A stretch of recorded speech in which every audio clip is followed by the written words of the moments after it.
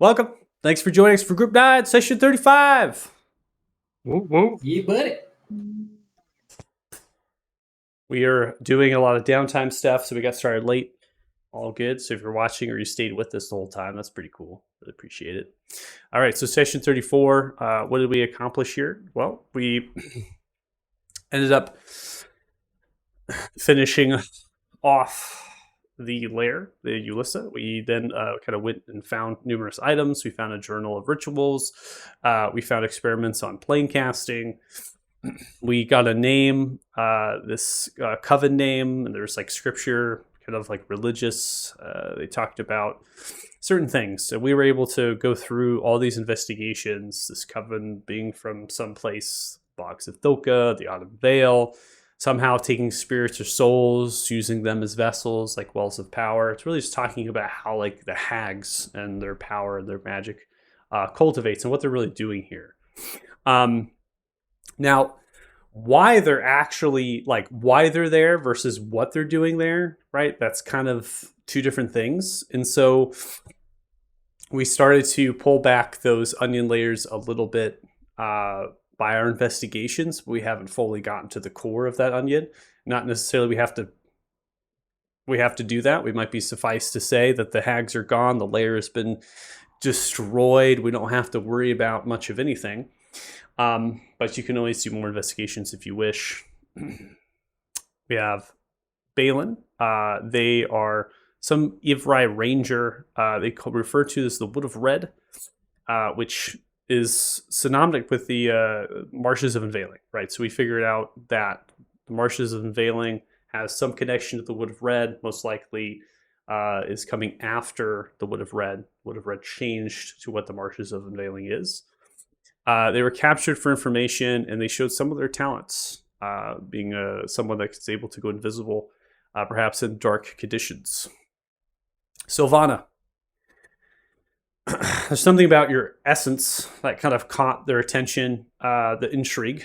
Sylvana is a kind of herbologist, a apothecary type druid that lives on the northeast side of the town of Fort Farron. They are intrigued, but also at the same time, when we asked a question about Paxina, they became quite abrupt, not wanting to press the point. They wanted to halt the conversation and not go any further into that. Now, they did tell their backstory, right? They told a lot of bit about who they are and what they are. I'm not going to talk the entirety of that. Just know that they are Freljord, which kind of translates to guardian of the Fae. They are a person who has been born of magic, particularly natural magic. And so they didn't get like a normal, natural, like not natural, bad word, but normal word for to use for birth, right? That's not really what they did. They kind of bloomed from a flower. So they referred to the Marsashra being these beings of arcane power, and being the leader of them being Siltoric, and how that works with Thixia, right? Thixia being this place in the marshes, somehow their congruence coming through and traveling through, that sort of thing. So definitely ask questions if you want to, but we do have opportunities. We can always interact with Sylvana again. We can ask our questions in character as well. The final thing, and it's just pointing out what Sylvana was talking about, and then Priest Dumley was talking about. Priest Dumley's talking about that the fact they were captured, they were interested in like the Shadowfell and congruences. And then Sylvana mentioned the congruence, particularly to the Feywild, in the heart, the Wood of Red. So I'll highlight those two and kind of point out. So in our downtime, we're taking this because we got a couple things happening. We want to get to potentially an undead attack. We want to see what that's like. We want to maybe fight against this horde, crush some undead skulls. We also are waiting for reagents for Sylvana to prepare these things to get some sort of ritual that will split the soul of Donlin to figure out exactly what it is that's inside you. Donlin, you're told that this is going to be excruciating pain, but you know what? You're Donlin. Shake the head, feeling good about it, make it happen. So we did our crafting, we did our things, did a few things right the first of these 3 days. Donlin, you said you actually wanted to go fishing with the Tumble Rats to see how hard fishing is. Then you're gonna take that red dragonborn with you, who is enjoying themselves on fishing, frustrated sometimes hitting the fishing pool in. On the south shores here, the north shores of that Farron River, there is a rocky sort of shore that builds up in the river with a little trail that comes down from that stone bridge, which crosses over the river on the south side of town. There's numerous amounts of shacks and lean-tos, fish baskets, as well as nets and other sort of kind of pole, almost like these fishing poles that have been indented into the stone rock, the river rock, right? And it's just covered with dozens of halflings. This is their territory. They have campfires pitched up, quite tall, almost the size of these halflings. They have fish drying or, kind of in these little smokehouses that they've built with leather wrappings and dried ferns that are also maybe part of the lean-tos, right? Part of the shacks. They might be roasting some fish and things, mainly like trout, but think more like bull trout. By the way, bull trout aren't actually a trout, if you didn't know that. Food for thought, baby. So we're talking like, 18, 20-inch size fish times, pretty large out of the river. I need you to please make either, I would say, a wisdom check, or you could do a strength check if you want to try to beat the fish.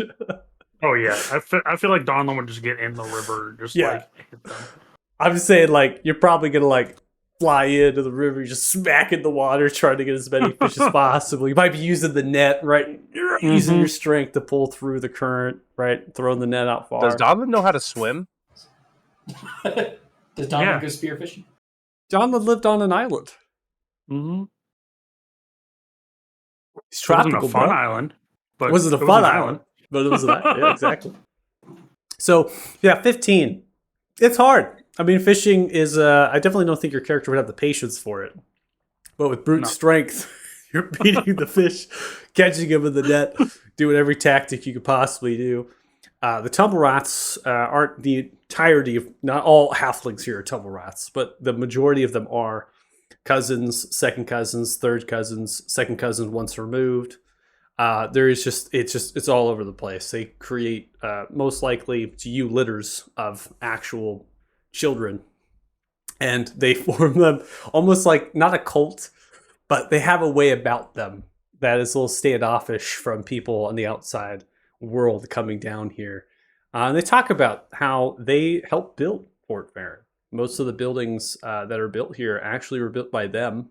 They occupy over 30% of the workers at the small timber company. Wow. And they operate about 50% of the farms that surround Fort Farron. So, family Tumble Rot, you think about House Farron, the noble house that helped build or kind of built the fort and then helped the town build. Tumble Rot goes hand in hand with that house. Not necessarily getting the credit, which I said they're kind of standoffish. That's why. Because no one gives them credit for building the town. The outsiders are moving in. People are stepping on their turf, right? That sort of thing. They got a little, they got some attitude about them. But you fit right in. You got attitude as well. So does the Red Dragonborn. So plenty of halfling green to smoke as well to raise that wisdom up so you can fish better.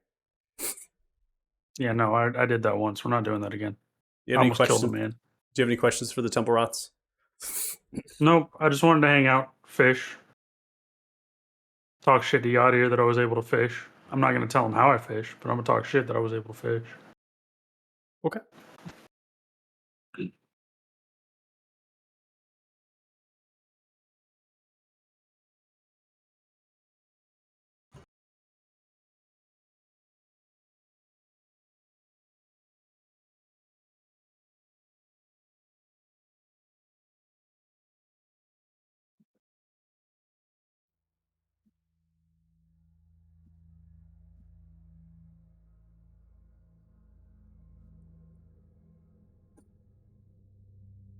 That is some eerie music.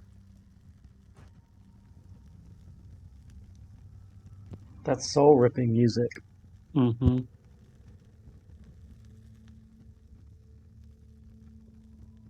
So we're going to start our official session. Now we're going through the downtimes of the 3 days here. Let's go ahead and advance the time clock.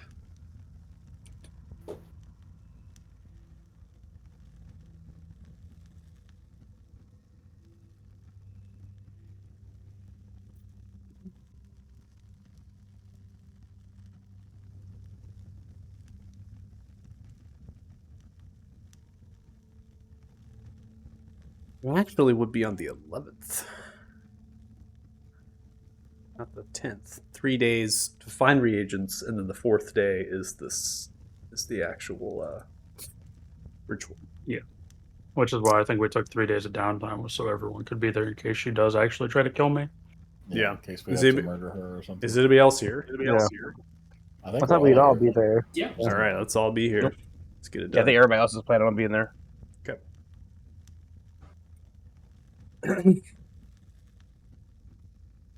So, start session. You are in Sylvana's house, right? A 2-story structure, straw thatching, circular windows, covered in moss, vine, kind of this older slate, cobbled rock, right, that forms its walls in the outer, wooden bark covered in the interior, weathered, slightly rotten, spiraling staircase from that large trunk reaches itself up, goes to the second floor to a balcony, kind of overhangs over the common chamber, and then the bedrooms kind of filter in on that northern side.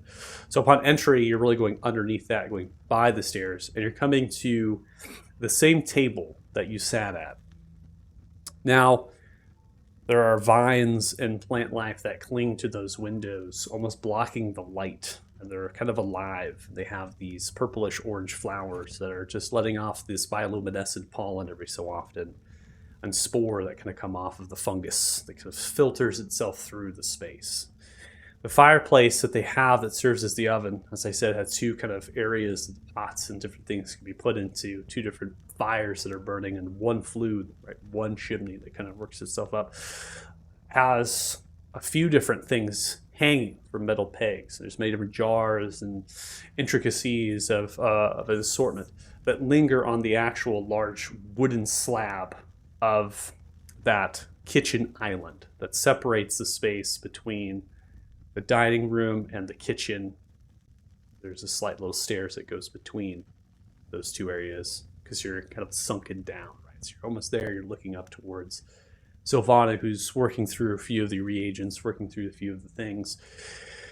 And Kanan, Jax, Lance, Pip, you're hanging by the outer walls, right? One of you might be towards that northern door. As I had described, it's not too far away. It's only about 10 to 12 feet from the actual dining table. And it's a double swinging door, right? And so even though it might be covered with some vine at the present moment, definitely something, if we got to get out of here, we got to do something, right? This is an exit. So maybe one of you's by that. Maybe one of you's by the other exit that leads into the common chamber, right?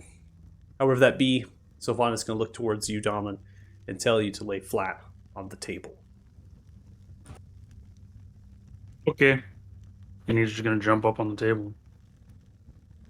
You're gonna lay flat, look like a snow angel. As you lay flat, look like a snow angel. Sylvana begins to use druidic language as well as almost like a heart of a flower that's been dried and preserved. And as they grab that, they're using that as a focus, something they didn't necessarily have before.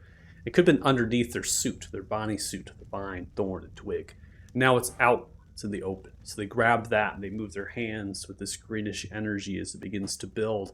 And vines from the floor begin to pull through, just like when they formed that chair, just like when they formed the walls as they're seeping through the cracks and splintering the wood. They now begin to go around you to begin to restrain your arms, hands, feet, and legs. Can I understand what she's saying with the Helma translation? Just like, is it anything creepy, I guess? Or is it just like commanding things to grab him or something? I'll have you make I'm gonna have you make a nature check as well for the translation.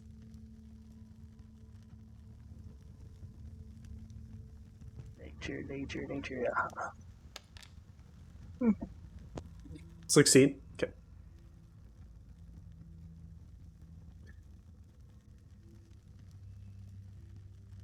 Let's see.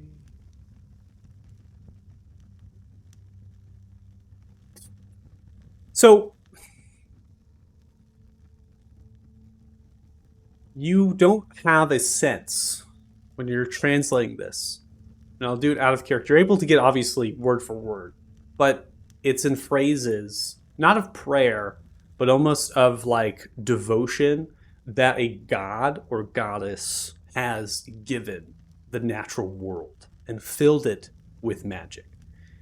Sylvana is actually referencing kind of like creation and how natural magic became invigorated into living things and creatures in like a war of deities where they fought each other and magic was filled in for their creations to use to fight each other and to reserve space and things. It's basically calling upon those same deities that helped build the natural magic. The three deities known as Elune, Valaris, and Mylena, which are actually plagued to the Feywild as lesser deities now. They're referencing their titles and the words that they are kind of described upon. Elune being the god of the moon, Valaris being the god of the hunt, and Mylena being the goddess of change. Referencing Mylena primarily because the Freljord, as guardians of the Fae, try to stick to a cyclic nature of reincarnation and seasons of change. And so Mylena is the goddess of those seasons, especially in the Feywild. Could be the reason why you have seasons here in this plane of existence as well, knowing how influence the gods had. So, could have been a religion check too, but I think you have the same kind of modifiers in that regard. And what they're referencing here is change of the mind, the body, and the soul, to be able to conform and to change into a platform to be able to view, be able to search, and be able to see. One of the things that Sylvana recognized was that you are shrouded, you're protected. They used magic to try to see you, and they didn't see you, which meant they know that the fog itself would have some difficulty trying to take what is you, because it could not find you, could not see you, may not even be able to feel you. Magical fog. And so they're almost trying to use their magic to change what it is that stops them from viewing you in its entirety. At the same time that they're doing that, they're also just using simple spells. This is just to play on an entangle. So they're just manipulating plant life. They also have some other sorts of features and things that they can do with plant life that allows them to manipulate this. And this is natural, innate magic that they're born with, they're calling upon. The last vine to come up and restrain you, Donlin, is going to come around and restrain your head and kind of comes wrapping around the forehead and just kind of keeps it so you can't pick yourself up from the head as you begin to freak out. You see then Sylvana begins to take a number of reagents on trays, these wooden bark that they've used for trays, taking them towards the table now that you're restrained, and begins to place them around. Looks towards you.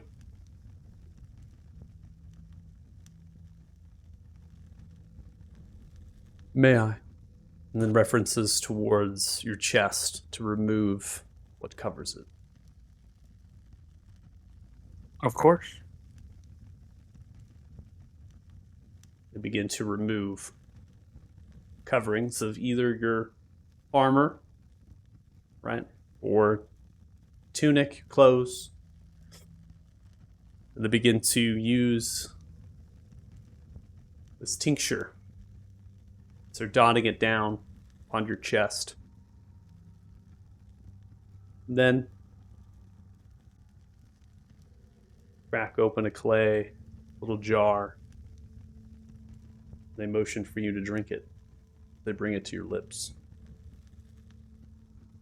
I'll drink it. See as the vines loosen, let you lift your head up a little bit to get an angle, and then they slowly begin to pour in. A few gulps. Tasty. I'm going to make a Constitution saving throw.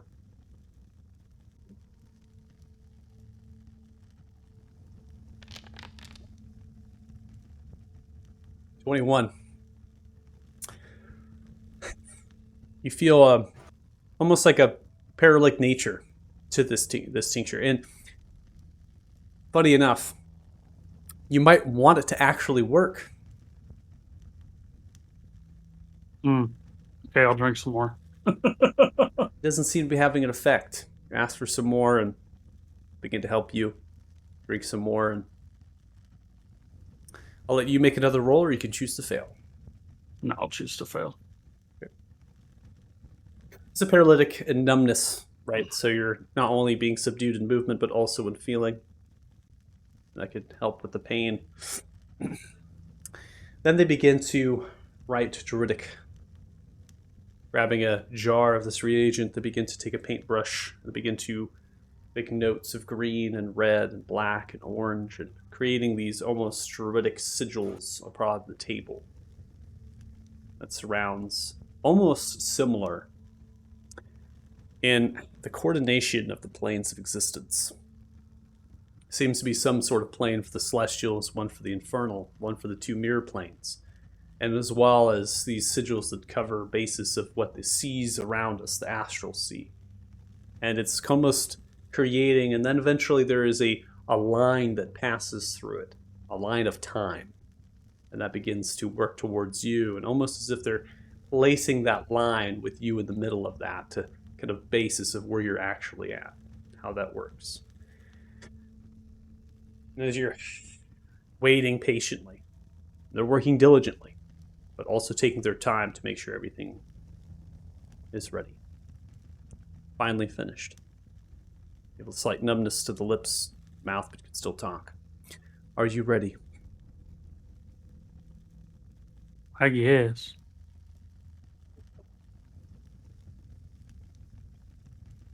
See as the room grows even darker still with the fire begins to dwindle at the backside, Sylvana looks at you.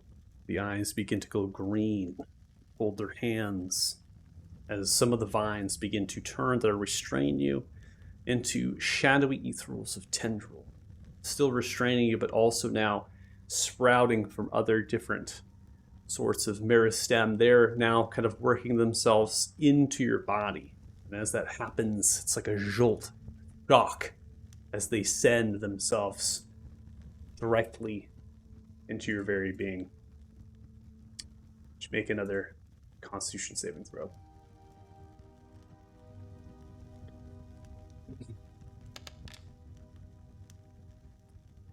The pain, if not for the tincture, would be overwhelming, enough to scream, as you seem to be punctured by 1,000 needles. It's the feeling that would do. The rest of you can see your friend, the eyes straining. They're having difficulty. So Vanna begins to pull upon words, calling forth spirits of their ancestors to grow themselves in power. As they do so, begin to name each one, each of their sisters, to lend them strength. Spirits of them in the cycle begin to build. Distant, yet still here. And as it happens, the shadowy tendrils reach further and further and further into your soul as they begin to pull you apart.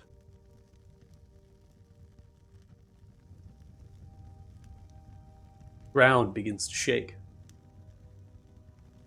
Not just metaphorically, but actually physically.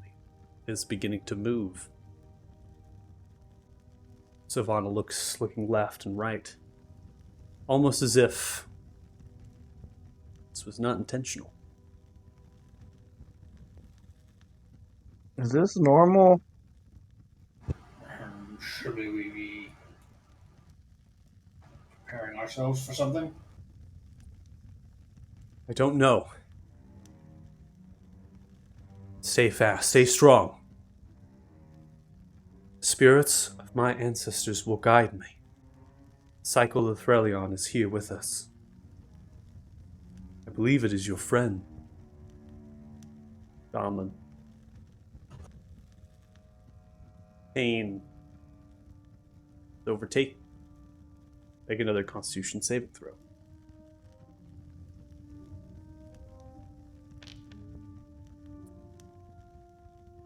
Begin to grit the pain, holding yourself kind of steady as it's pulling you through, and you feel like you can do this.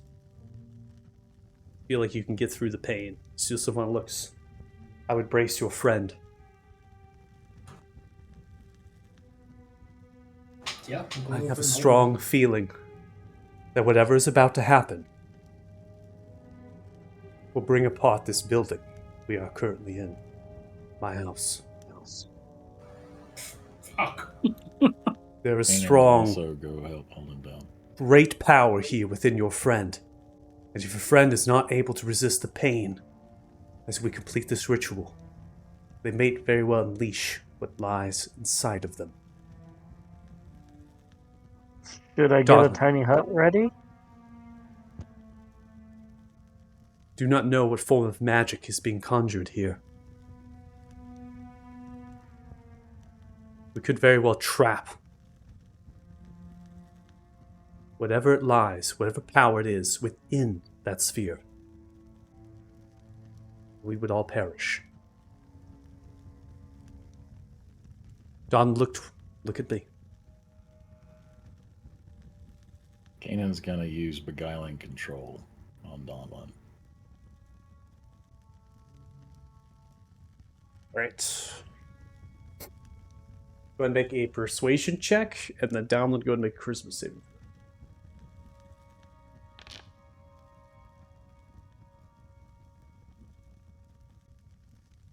Begin to fall Hush into now. trance.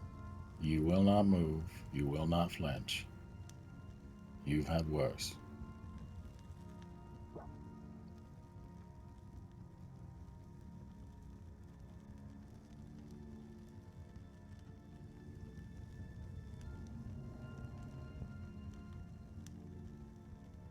See as they look towards you. Mylena, goddess of change. Behold the hand above your chest. Dozens of tendrils of vines sprout in the ethereal shadows as they strike into your chest. They groan.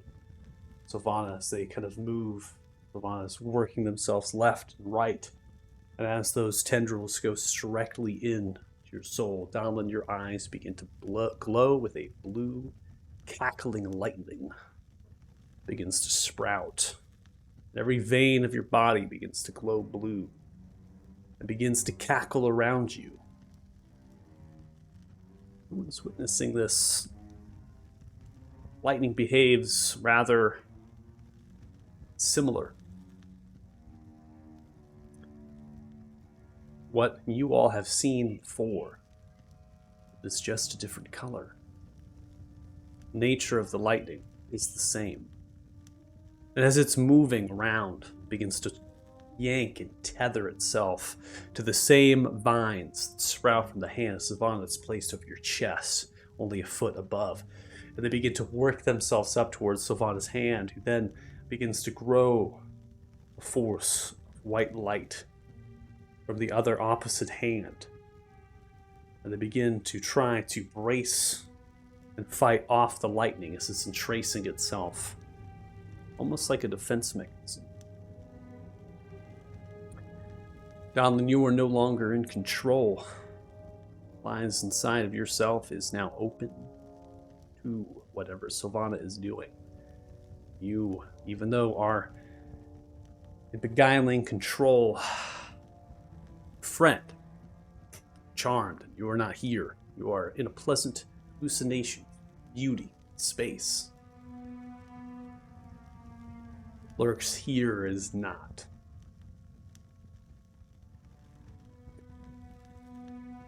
The ground still shaking, still moving, wild as it's breaking apart the table.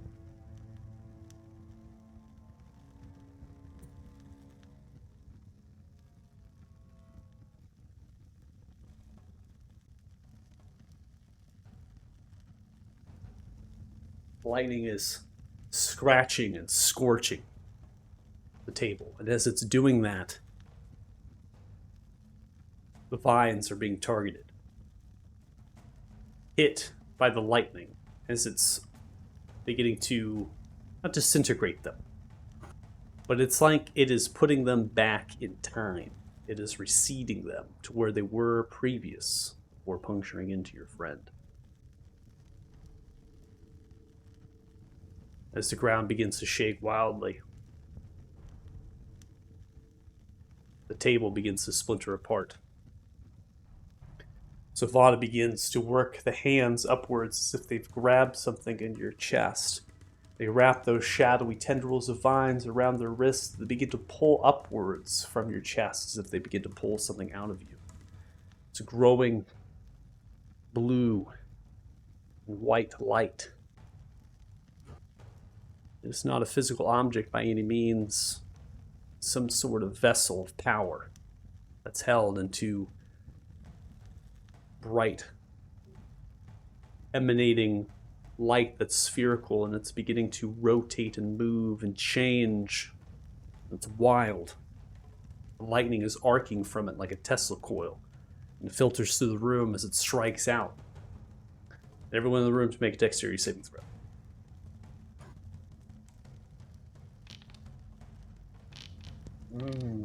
Of course. Of course. Jax, you're caught unawares. One of the lightning strikes zips into you.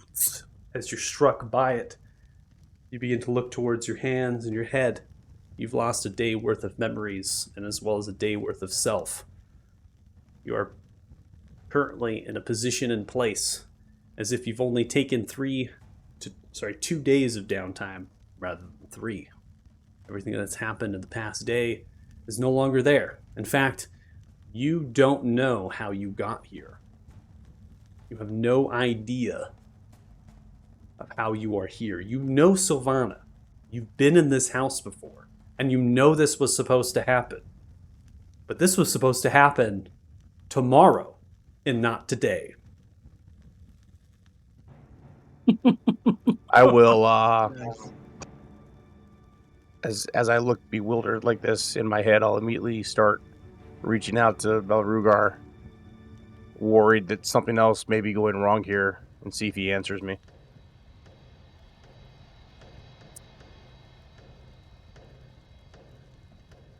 Rugar answers quickly and promptly, telepathic screeching within your mind. What is happening? I have no idea. I just wanted to make sure that there's not something going on and I'm still alive, because I seem to have... I don't know, it's like I'm missing time. You lack the memories. You are not here where you should be any longer. There is an awakening. You see as they grunt towards you. They cut off the connection. The splintering of the lightning shatters through the rooftop as it begins to revert the shack decades in its previous form. The force alone blasts it outwards. So to kind of see the wood almost change to a little bit of a lesser, maybe fresher tinge, and then explodes out by the force of the lightning. And as you stare into the sky is blue right now. Not so dissimilar from what happened when you had the boy that was killed. Guys, I don't think this is a good idea anymore. I think we should stop. Savannah holds it outwards. I'm so close, I'm right there! They're kind of groaning and they hold the vines upwards and they see it and they begin to move the hands in the direction of it as they begin to press towards this vessel of energy. They begin to feel it outwards and the lightning begins to pull towards them and they hold themselves too for a brief moment and the lightning around becomes blightening as it becomes frighteningly quick. It is so bright you cannot see any longer. And in that moment, in that split-second flash,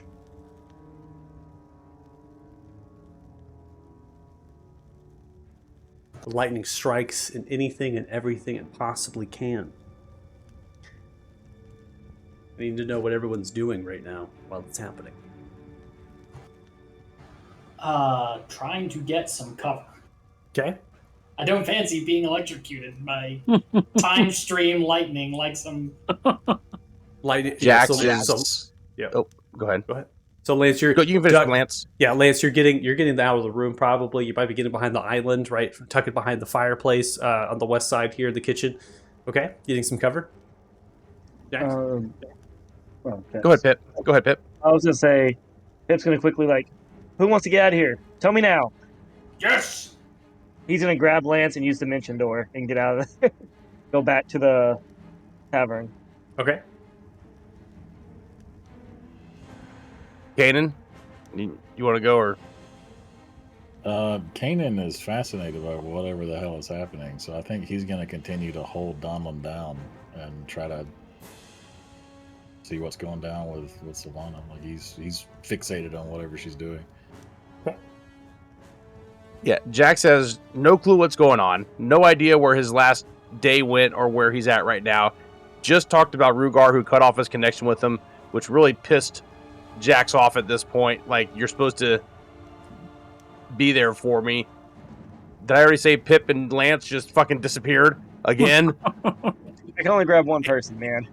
and all I see is Kanan standing there and this shit going on. I'm just, I don't even think that Jax's mental processes can compute all of this right now, and he's just kind of there looking at everything, and the best thing he can do in his mind is help Kanan hold with Donlin, but ask Kanan, like, what the fuck is going on? Okay. So you look towards Kanan. Nick Kanan, you begin to move over, holding down Donlin to brace and further as Donlin begins to shake wildly. Even in the charmed state, they're kind of moving themselves left and right. And as the lightning is striking now into Donlin, Donlin is becoming younger. Not only in the being, but also in almost like their armor and everything that's about them. They're almost like reverting back to who they were originally since you've seen them. And as you brace, the lightning kind of begins to arc towards you, Kanan, and you see this manifestation of black shroud, otherworldly power billow from you like a shadow, as if it's kind of reaching towards and bearing itself towards. And then you hear a voice within your own mind, Kanan, at this point. So familiar, but strange. I could only protect you from this for so long. See, as they brace themselves outwards like a hand, a gauntlet reaches itself and kind of puts itself in the direction of Donlin's chest and tries to force itself as otherworldly powers begin to fight over whole Jax. You freaking out. What the fuck is happening? Jax is fucking out. Out of curiosity, how quick would it be for me to teleport and then teleport back, grab Jax, and teleport again? You wouldn't. I've moved. You wouldn't even know where I was. I mean, if you want to Dimension Door back in, Dimension Door out, you can. I mean, as far as I'm concerned, you and Lance are outside on some road on the direction of the tavern, pretty close to it. Yeah, and so I mean, you can Dimension Door back too into the house, Savannah's house, if you choose to, and try to get more people out. That's up to you. Because he has one more. I know he knew Jax is weird, so I think he would Dimension Door back in to try to get him out as well. Oh, that's a bad choice, but okay. I mean, that's just what I think he would try to do. Hey, right? hey, you play Pip the way you want to. So Pip's so gonna Pip- come back in, U-Dimension door in. As you do, Jax is freaking out, kind of taking cover, reaching for the table. Caden's over top. The shroud of black is billowing from them. And you see almost this gauntlet pressed from one of Kanan's hands into the direction of the chest of Donlin. Donlin is literally having some sort of seizure at the present moment. Blue lightning is sparking everywhere. Sylvana is braced with the shadows of the tendrils as they're kind of holding upwards from the wrist. And they have a blight light that they're kind of holding themselves outwards at the left hand that's kind of almost trying to contain it on this lightning arcing as it's coming through. And their eyes are currently glowing in green, and they're using whatever magic, whatever power they have. And behind them are actual shadows of these spirits in greenish energy of their sisters that are also holding out their hand pressed in the direction of Donlin at the moment. Pip, need you make a dexterity saving throw. Yeah. Michael, while he's making that throw, am I able to see Kanan's arm going toward the chest as well? Yeah, Kanan cannot hide anything. Right now, their arm, presently their right hand, is a large black gauntlet as it's pressed. This otherworldly power that's manifested itself. There's no hiding or disguising any of the power that's coming out of you. It's not even really out of you, particularly Kanan. It's actually because of some sort of divine intervention at the present moment. So Kanan, look at me. Don't let it take over. You're stronger than this. Donlin is family. Whatever's going on, don't give in. I believe this may be the only thing holding him in one piece at the moment. Ma'am, whatever you are doing, I suggest you finish rapidly. I have no idea. Jax, do you want to get out of here? Tell me now. Take Kanan. Leave me. I can't unless he's willing to come. Decide. You have 2 seconds before I'm out of here. Grab my hand or we're going out. That's up to Kanan. I know something's going on with Kanan. I've known it for a while. This is kind of confirming it, so that's up to Kanan at this point. And no, he's not going anywhere. If no one leaves, then Pip's going to look at one of us, Jax, and then just... Jax This is the only family I've ever had, Pip. I'm not leaving him here. He's already going through something, and Kanan has to fight this, and I'm going to fight it with him. Okay. And then Pip leaves again. Pip, you leave again. Lance, you're on the road. You see Pip disappear, and you're looking. The sky is blue. People are crying. They're afraid. People on the streets are looking towards each other, wondering why the sky is blue. And as you look, there are literal spires of blue light that are penetrating from the world's surface, that are etching themselves upwards into the sky at the present moment. Many of them. One actually lies due west of here, very close, perhaps in the marshes of Unveiling.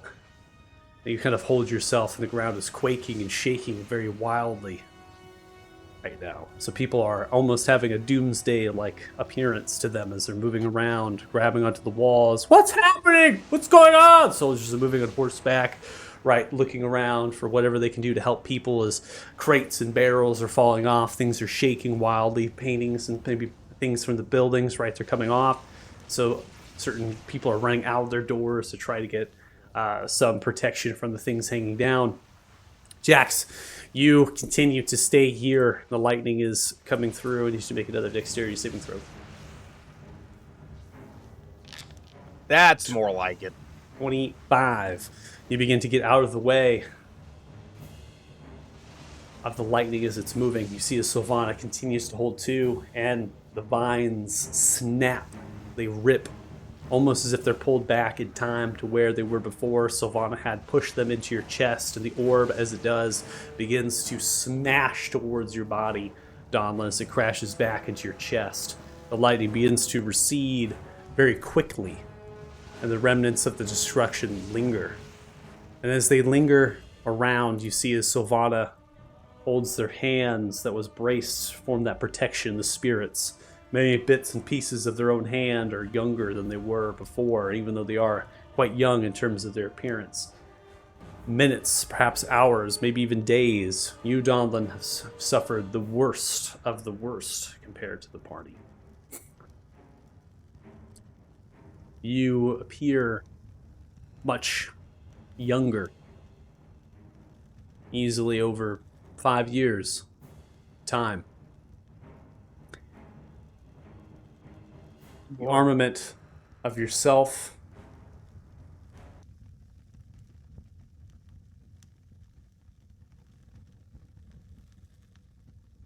It's not ruined. It's just returned to its previous state, its previous form. So the armor that you're currently wearing right now, the weapons that you hold, I'm assuming you didn't bring in your weapons. I'm also assuming you don't bring in your armor if you don't want it. It's up to you. No, I probably would have worn my armor, but I probably would have left the glaive of warning behind. Everything else I probably brought, actually, knowing Donlin, besides the glaive of warning. So,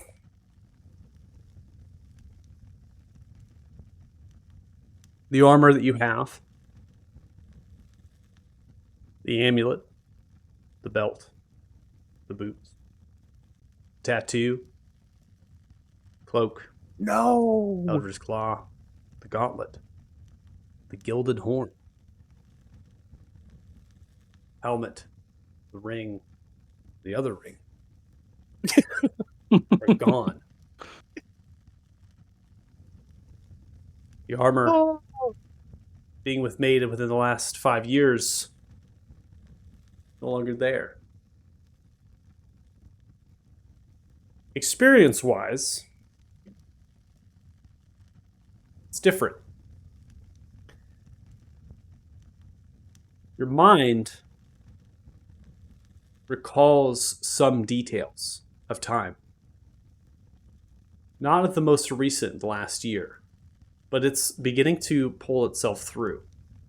And quite rapidly, in fact. It's almost like you lost them and something is giving you them back. And it happens so quickly that you remember losing them. But you don't think like you've lost them. It's a hard concept to portray. A lot of people haven't experienced that before, because a lot of people haven't experienced the loss of memory out of their control. But it's now like you're looking at it as a past memory. Somewhere along the line, you didn't remember yourself, or you didn't remember these things, and you know that.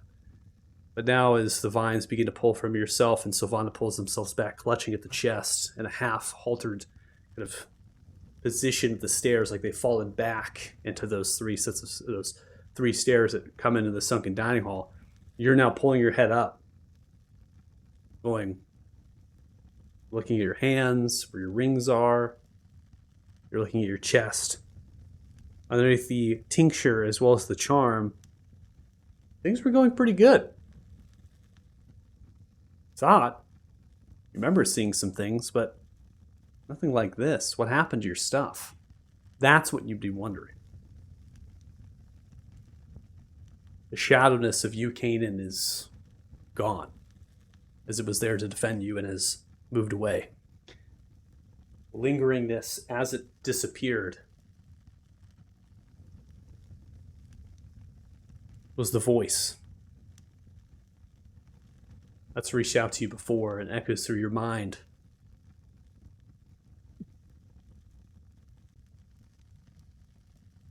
The druid cannot tell you. Then I will.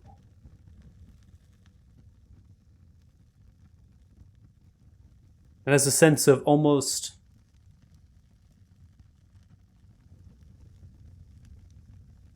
dare I say fear.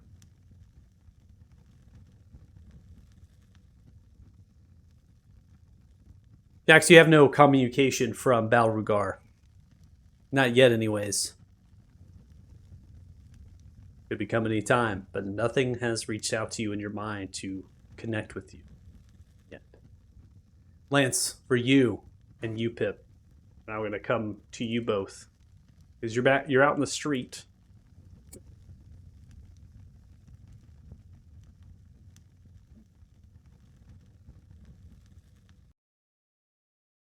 Is it done? I think so. I mean, it's pretty crazy how I went back. Let's get back in there. Oh, he's gonna start running off towards the house. Try to make sure anyone's okay. If he sees anybody along the way, any civilians that seem like there was debris or something that injured them, he'll stop. But hopefully, he thinks this is just a spectacle for them. They were just scared. There's no injuries so far. Yeah, people just run out and tell him kind of what happened when he went back in about the seeing like an evil hand and Jack saying Kanan's trying to do something and it's all weird. So, We'll deal with that when we get there. Lance, before you decide to depart, it's getting the ambiance situated. The bell of the church temple. People are moving themselves around. They're confused and bewildered. A number of structures have sustained damage from the quake as it kind of emerged itself. The spires of the blue, these cylinders of light that sprouted from the earth, sent for the sky. The areas around the clouds. And you stare out at them. And you look. I need you to make a nature check.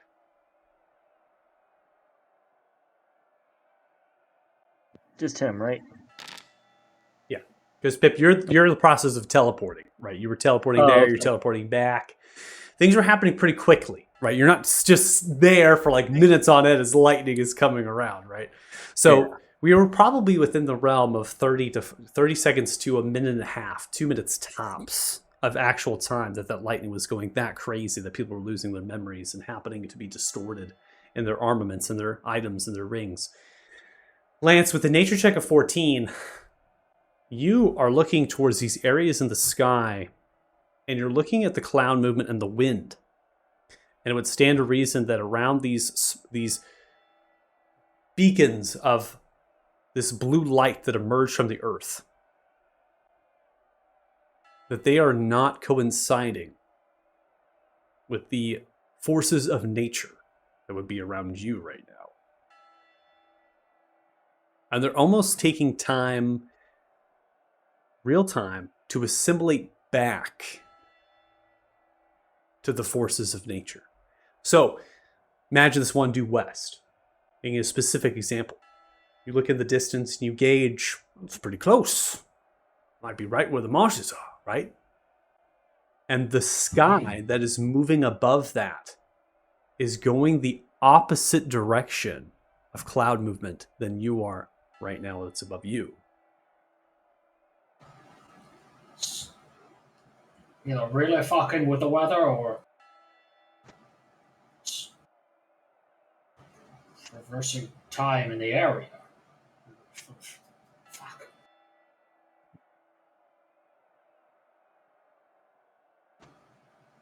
He notes it. He keeps running.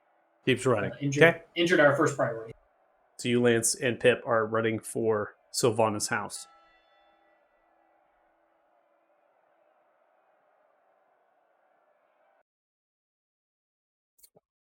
Yep.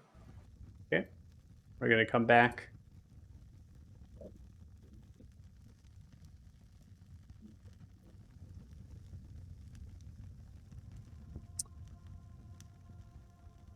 Sylvana, clutching themselves, picks themselves up.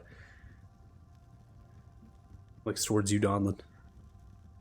How do you feel? Do you know where you are? Kind of, sort of. Has it been a day? Where's my stuff? It's the same day. They are gone. What do you mean gone? What'd you do with them? The lightning lies inside of you, consumed it. It was collateral. If you did not have the armor, I'd imagine it would have consumed you. At least part of you. I don't know. Can't answer that for you now. What is done is done. But I can tell you, my people, you were not protected by a god. There is part of a god in you. Say what? The Morsatra. They long believed that they were born from the deity of order, bestowed down to the Feywild to try to balance out magic that dare lie inside. But innate magic to them and a true understanding of the order of things, the order of life, the order of space. I believe that what you have is like the Morsatra, but it is wild. It is chaotic. It shouldn't be here, but it is. Have something like the Morsatra, something related to order, but yet be as wild as this. It is like taking something and turning it into its opposite, to a state it shouldn't be. It pulls to you. I, with my magic and with my sister's barely guidance, even the voice of Mylena giving me strength. It kept wanting to go back to you, like it was tethered to you.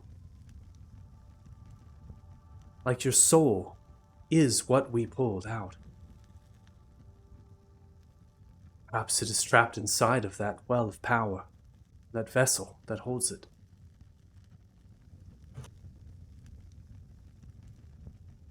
There is other forces here.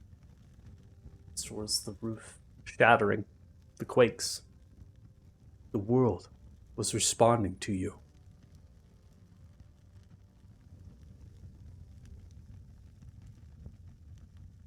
Not only was this tethered to you, it is also tethered to the world.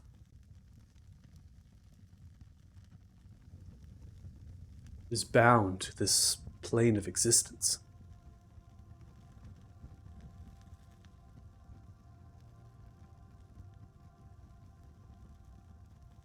There are names that call creatures such as you. It is not a true name, but it is a name that will suffice.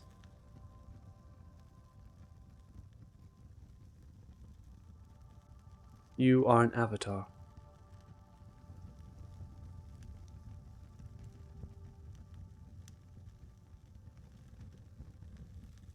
Do not know which god, which deity, which great creature of power has borne this in you.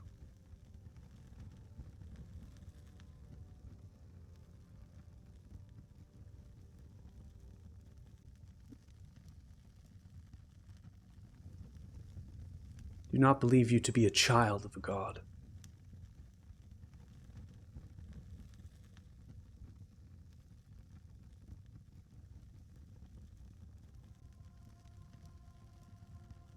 Sylvana picks themselves away from the table, holding the hand, clutch it.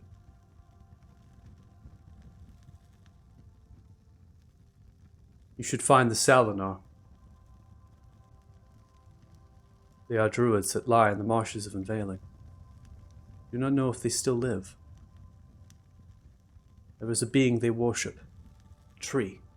It is known as Talus.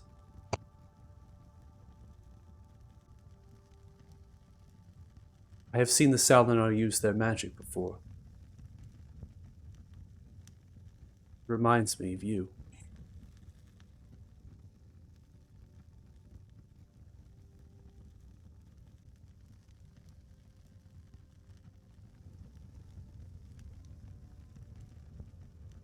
Hey, Candy, can you translate what she said? Am I a god? Odd of you, perhaps. That was rather strange. What happened? Powerful than anything I've ever seen. You sprouted lightning. Oh, that's The cool. I absolute wonder. Worst case of indigestion I have ever seen.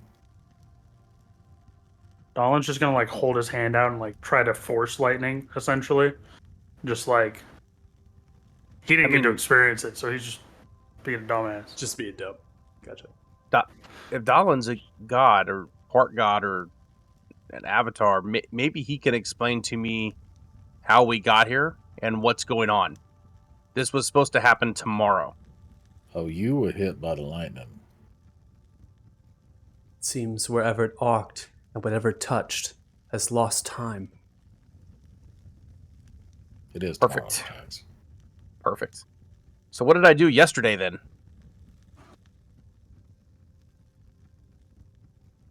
I know. And you said my body's 5 years younger? Correct.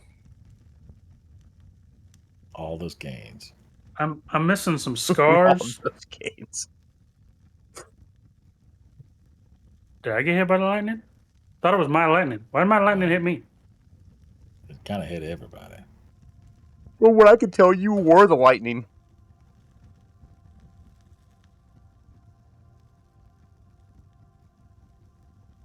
That's weird. It was trying to fight as much as it could to go back.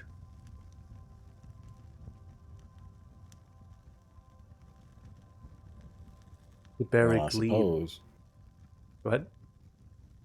we've got a pretty good lead as to why we are protected from divination.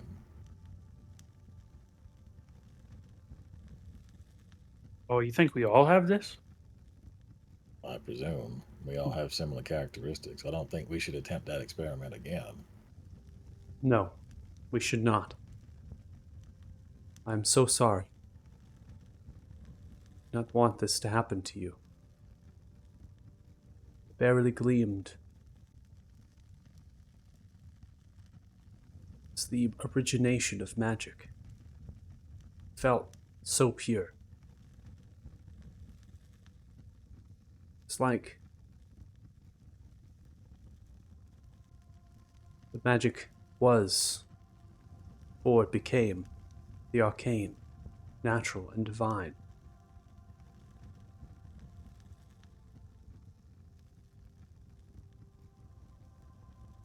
I hope I gave you some wisdom and insight. At least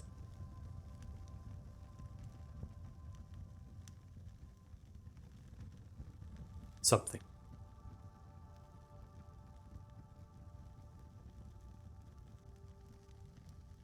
I don't know. I'm more confused now. You got any clothes? Do not keep clothes that would fit you. Perhaps we could make do with something. See, as they leave and they begin to go upstairs. At that point, the door bursts open. Lance, Pip, you begin to work in. Sylvan looks towards you and get a stare as you open the front door, and they're making themselves up the spiral staircase. They kind of turn away from you and they continue to go upstairs. Everybody alive? Anybody need a doctor? Doesn't look like it, I suppose. Where'd you two go? When the lightning kind of struck, Pip offered a quick out, and so we promptly made haste to, as they say, get the fuck out. Yeah, I offered other people, but they stayed. Everyone keeps talking about this lightning. Sounds pretty cool. Let's not do that again. Yeah, it was probably a one-time adventure. That Did it sucks. work, I didn't even Mark? get to experience. You experienced it. You just don't remember. But let me tell you, I think Kanan's right. I'm not sure you actually lived through that again.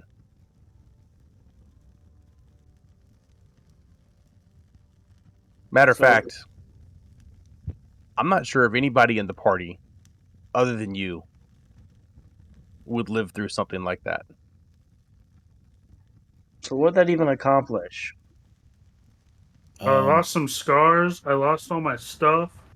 and we set the entire town into an absolute state of panic. And by the way, there's some giant glowing blue columns of lights that are disturbing with the flow of weather or time or something. Yeah. Well, Donlin has a piece of a god inside him. We suspect that perhaps we all do. Oh, it's not because he died? But the Oh, I thought I was going to be having to get a second baby present. Mm, mm, mm.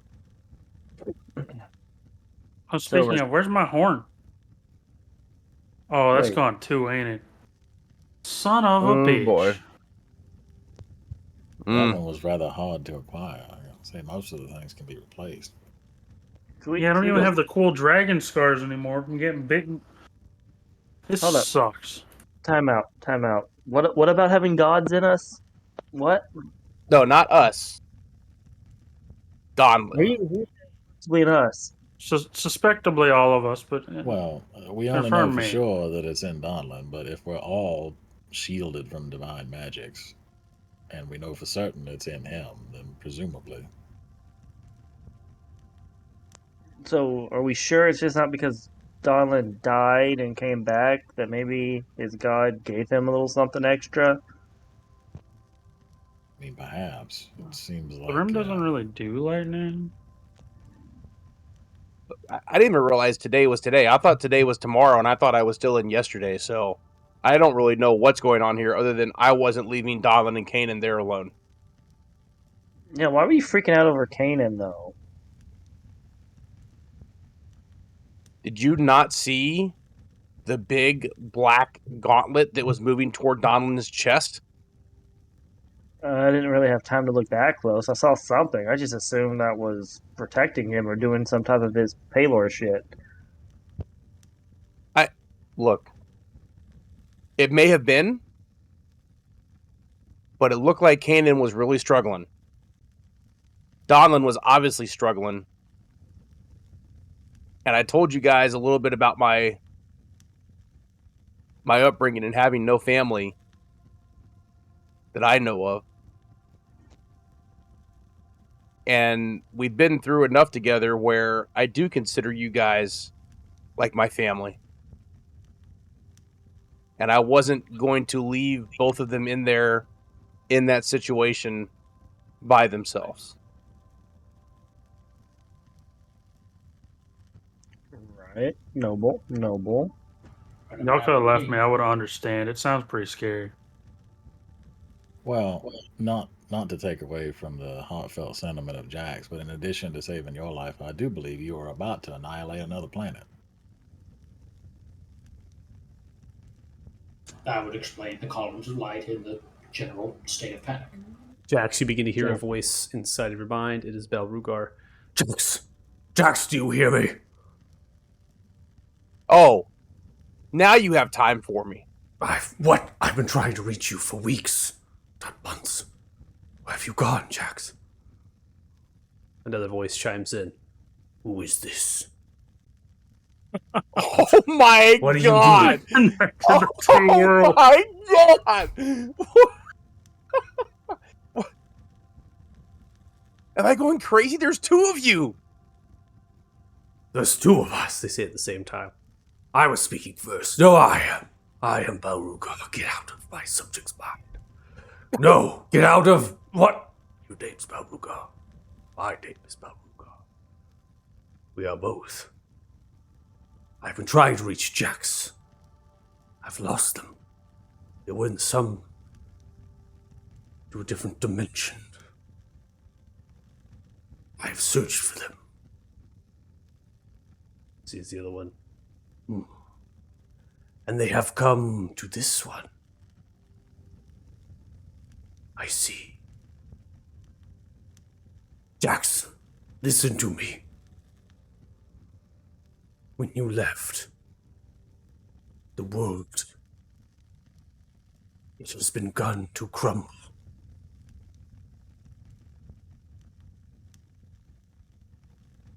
Yeah, we figured as much.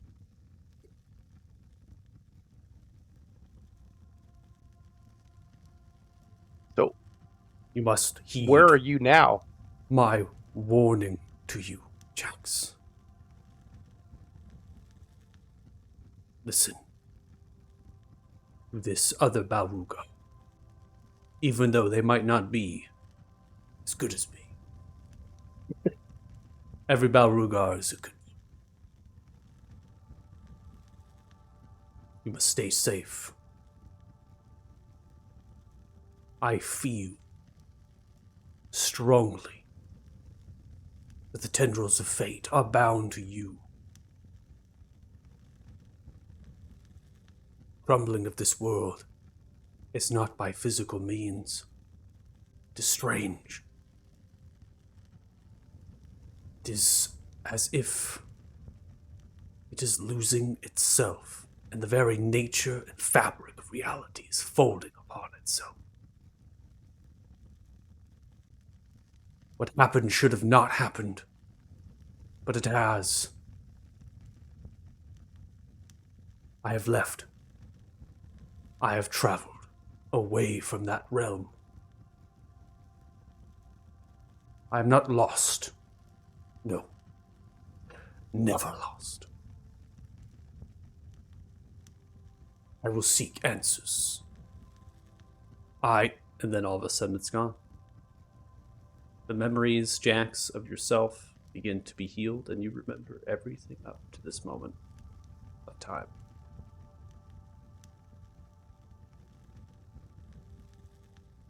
How much time? I'm assuming it's probably like the blink of an eye, but that conversation I just had about Rugar and the party, would they have noticed? I mean, this is all happening in your mind. I mean, they could, depending on how you reacted, sure. I mean, your party would have noticed. But in terms of memories and things, right, that's up to you and how to interpret when they come back. Most people who have amnesia, they just kind of, all of a sudden, right, they're totally fine and they don't even really realize it. So, I think for you, it's up to you and how you want to do it, in terms of your character. Balrugar, the other Balrugar on this time is actually going to begin talking to you again, though, regardless of your reaction. Mm-hmm. That Balrugar sounds... They've been through an ordeal. Magic, arcane. We are Zylok. Feast upon it. We were made and built. Defied. The order of it, really. What has happened to them?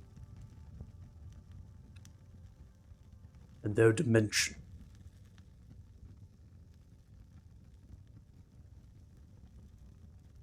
It is power that goes beyond gods.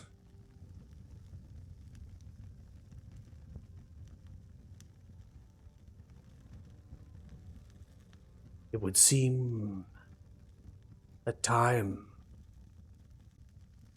is of a nature of itself. Jax. I will yield as much power as I can to you. I will try to keep you safe. I must find my cousin. It is time.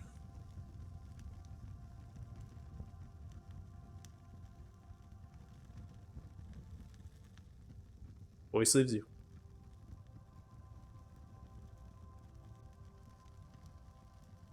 Out loud, Jax will just go, "Oh boy." What? What?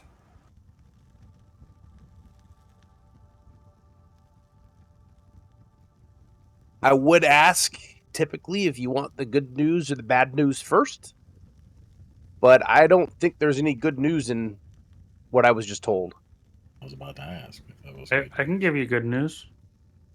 What's your good news, Donlin? We could probably use some right about now. I look fucking great. I was gonna say, whatever those things she was painting on, you did a hell of a skin job. And a hell of a skincare routine.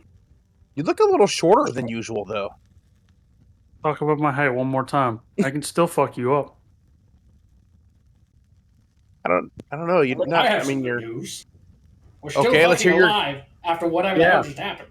Well, Oh yeah. So as far as we know, that's a good transition there.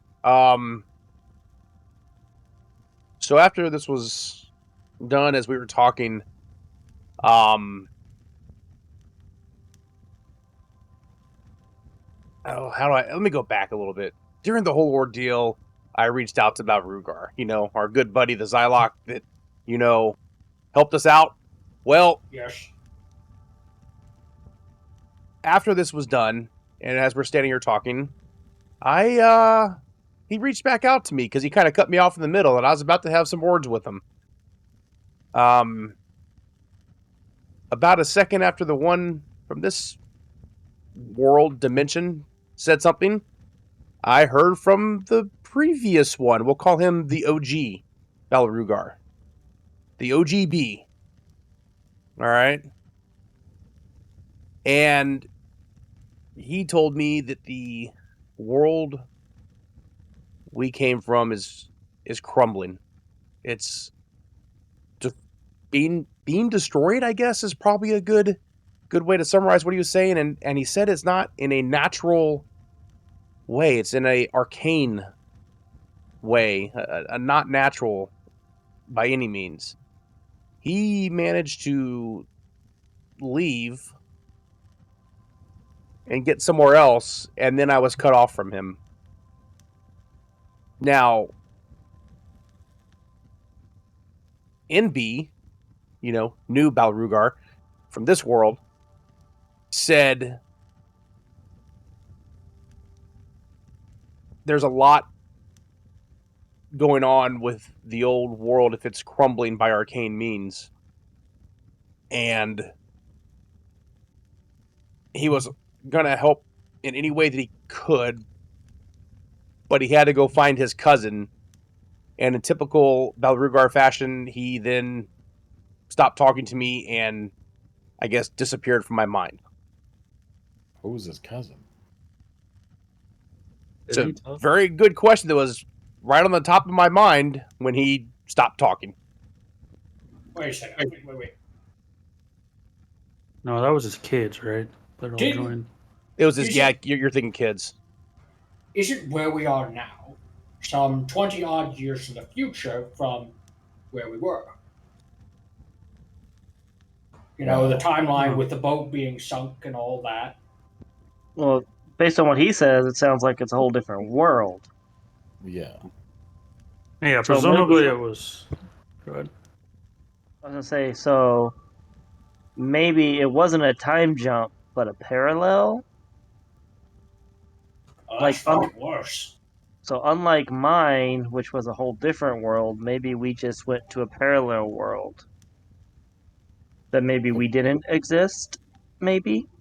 For clarification, when we touched the statue, when Donlin touched the statue, Why is this always Donlin, by the way?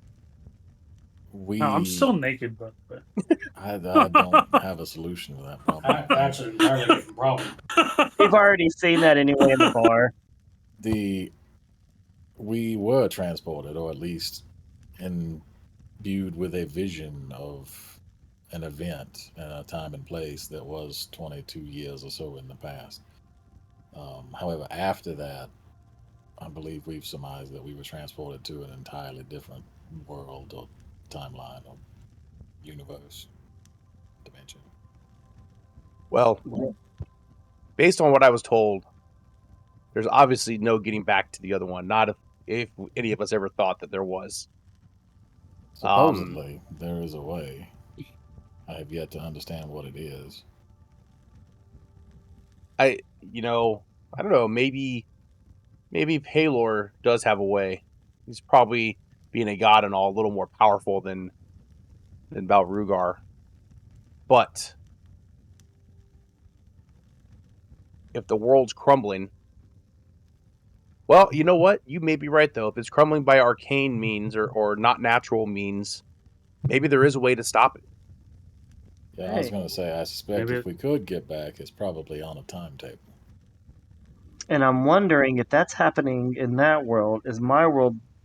Well, Balrugar said my world's probably gone. I guess what you called the OG one said that. OGB, So- baby. I'm assuming what's happening to your world happened to my world. So I honestly didn't ask him that, because he told us before your world was gone. Didn't she say we're True. pillars? Something? The world reacted to us? Maybe that's why this world's here and the other world's not. So if we go to the other world, this world stops existing. It does And now make we me have to wonder choose what between the was, two. what was happening here before we left, before we arrived. No, but that doesn't explain my original world. Why did my world cease to exist if I was there, and then we came here? To Like, be part of the new world. Maybe you're Perhaps you now were a the pillar only in the new one, world. of your But you- kind. There may be no correlation between the two. Remember, and I'm going to Well- say this, and I'm not trying to be mean. We, by our actions, caused whatever chain of events is going on to start in the world we came from. true, but what happened to my? Because what happened in my world obviously affected. Because I came here with the stone, with the old dude, sent me here, and gave me the stone. What if us leaving is what started that reaction? But y'all never left my world. No, but you did. Yeah, but he made me. I think.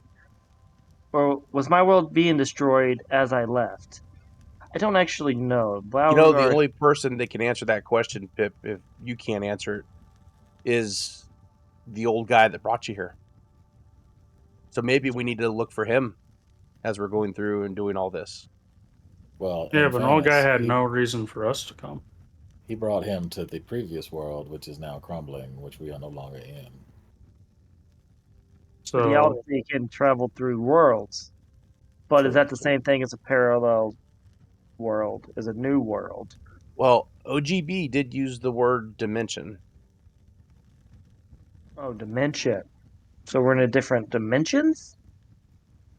I don't know anything about this shit, okay? I wouldn't I- get too deep into the semantics. I believe the idea is the same. It is another world. Yeah, Here's well, what I'll hear me out. Cosmos.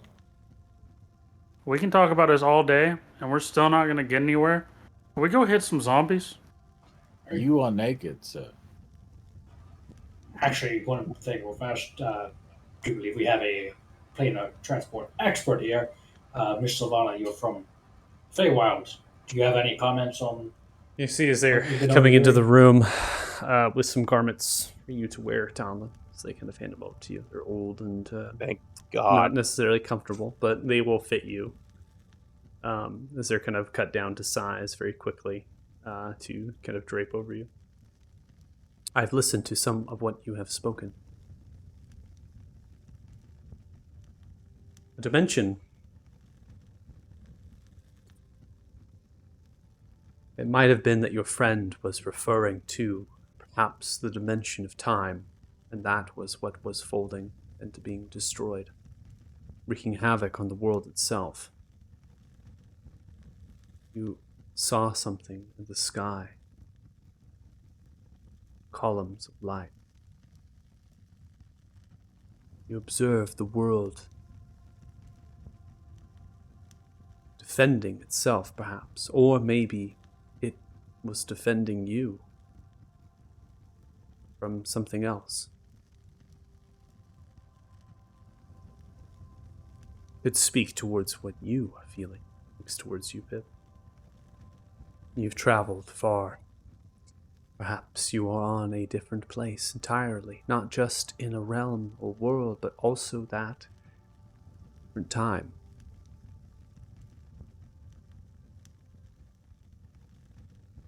Maybe the world did not or could not come to your defense where you were.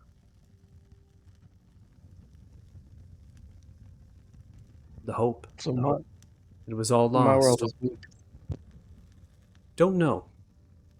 I only speak of the cycle of what we have learned as Freljord and that of the Morsatra. That we come about, reincarnated, to continue the cycle. Morsatra, that to bring order of the arcane, and the Freljord to bring order of the natural. We are instilled both to bring about some semblance of array, of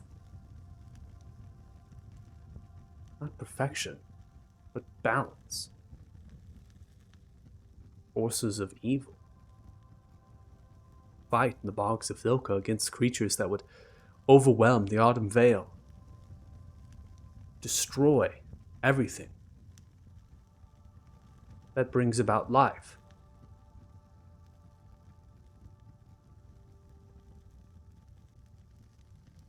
As someone who has traveled between different planes,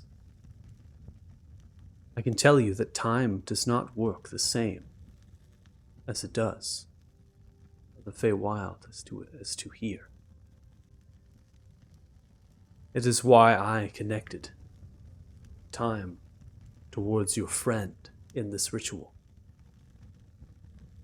Soul, as it perishes, soul will go where it is claimed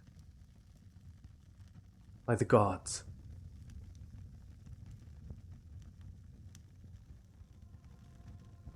It will travel on its own and will be awakened to a new life, the afterlife.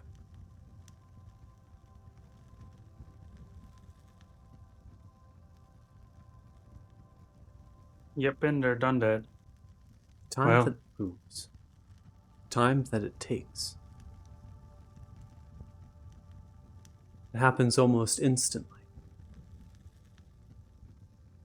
And when the soul is awakened, the memories of that person still hold. It is probably why you, Donlin, even though your items, they are gone, your memories stayed intact. It is your soul. Your memories stayed with it. Body did not.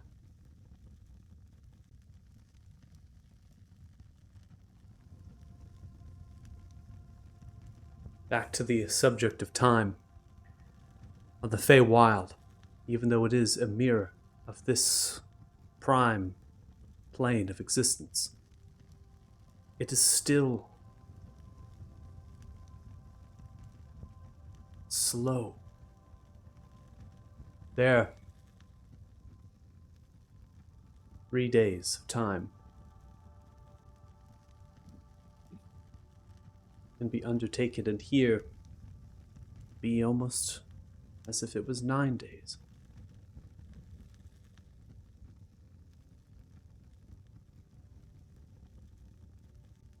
Wanted to ensure that if we were to conduct this ritual, and I was to call upon the powers that I have been gifted, use the very essence of that cycle the Freljorn are born to, I needed to ensure that your soul be kept the same time that we exist. Could not lose it, not into the void.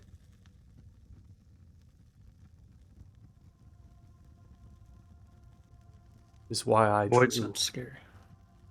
Is why I drew representation of the planes of existence. For if we were to be guided by this soul, it would have given us more answers.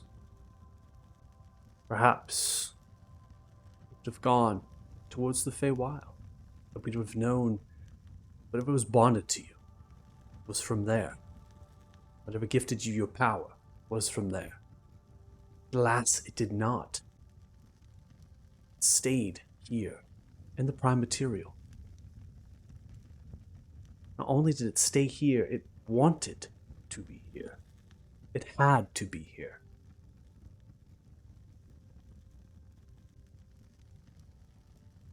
I fear to know what would happen if it wasn't.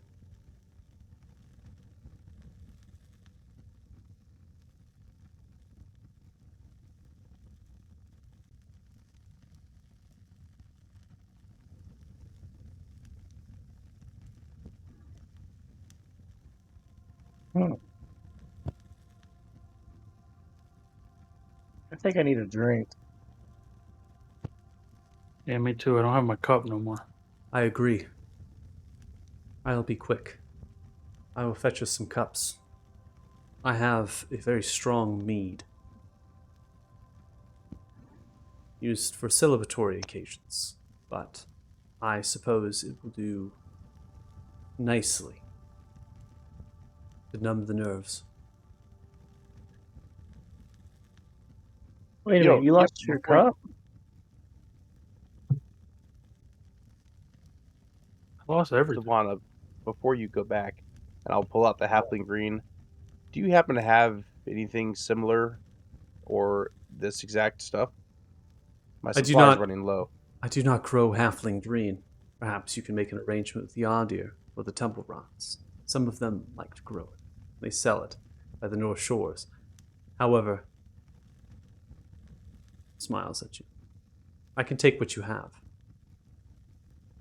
Give it here. What?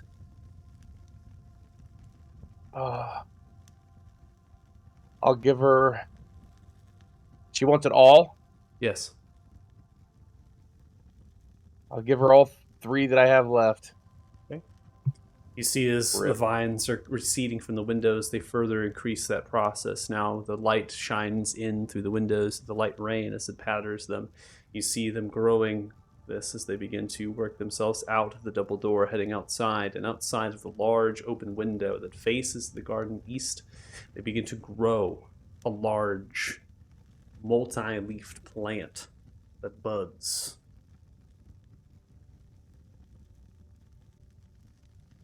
As they do, they come inside.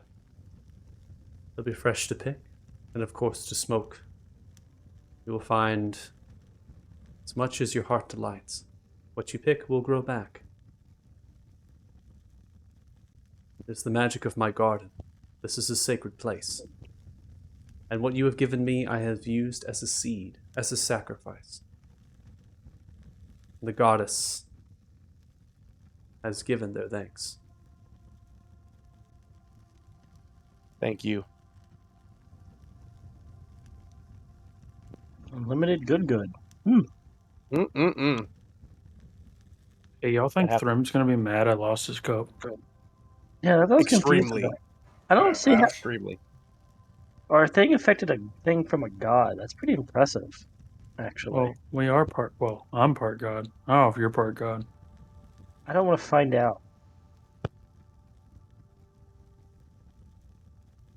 Can I access that power? Is that still inside me?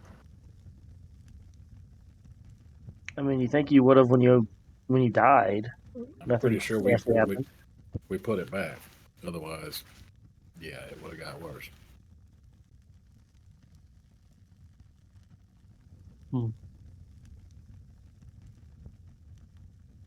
Yeah, I'll tell you, when I got my powers from Belrugar, it just kind of happened when I got angry at one point. So maybe it's not a matter of accessing them now, but something to spur you to access them. If that makes sense.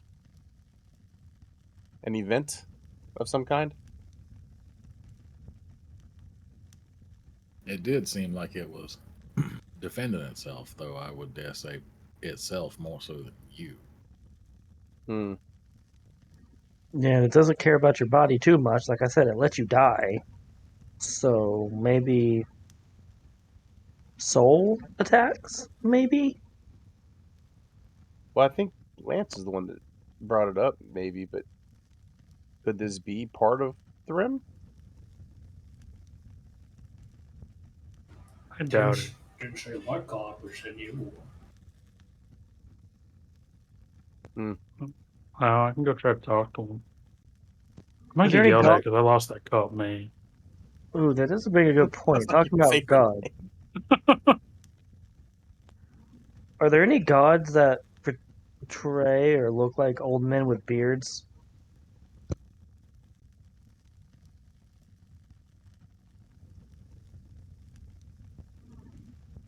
No. I have no idea. You make a religion check if you wish, or anybody else can if they want to try to figure out if the representation of the gods are of that of an old man. Damn. Let's Hey. go. The confessor would know. At 20. Mm-hmm. And his Palor story just holds up all the time, doesn't it? He rolls well when he needs to, man. Yeah, no joke. He No rolls when he joke. needs to. There has been gods that have represented themselves as humanoid, like in almost the projections over the cross of existence. Have long been cut off. No god has walked this mortal plane or had much of a direct influence in a physical sense for millennia. The closest that could possibly be to that would be either a chosen, someone of a god that has been selected and given their power to be able to wield and manifest in a mortal sense, or an avatar, which is generally recognized as a child of a god. They hold themselves with large peace that they enact. There has only been one that has represented themselves as an old man, and that was the avatar of Palor. A shepherd of sorts.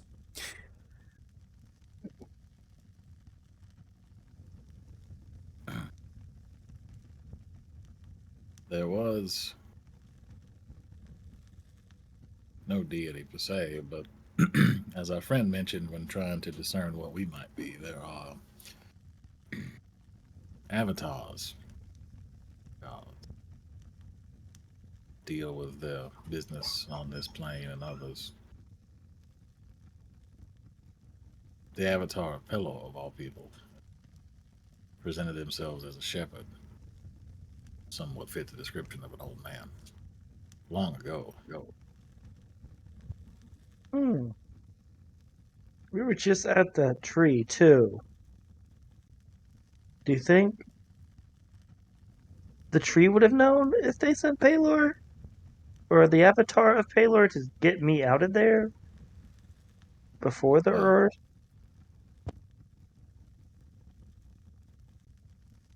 To my understanding, the avatar of Pelor became the Sun Tree.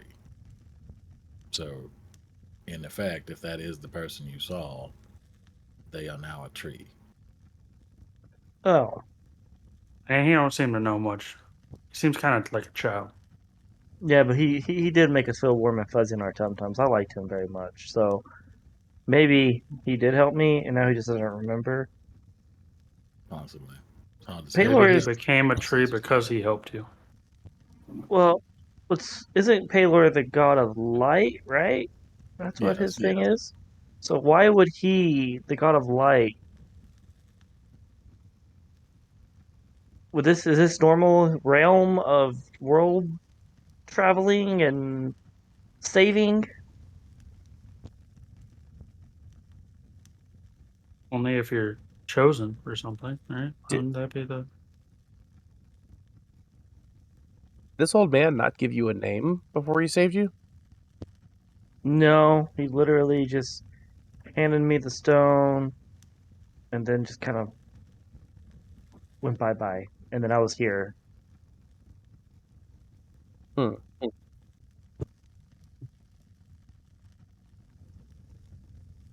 lot happened that day. Couldn't really, it took me a while to get over all that. That was a lot. Yeah. Kanan, with your natural 20, you would actually know the name that many of the older scripture would speak as the avatar of Palor, known as Eos, Sanctuary of Light.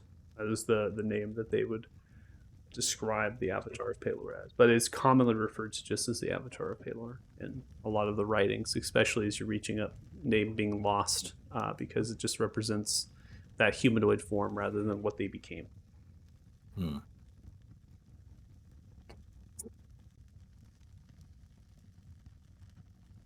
Well, speaking of Pelor, I need to go spend some time in prayer and see if I can retrieve any more answers than we already have. Yeah, I should Yeah. do that too. After drinking this good stuff, I need to go take a nap or something. This was, especially with Undead thing coming up soon. Yeah. Gonna need to a lot of magic I used. Well, go ahead, Lance. I'd say I might go to the church and make sure no one got hurt in a stampede to safety or something.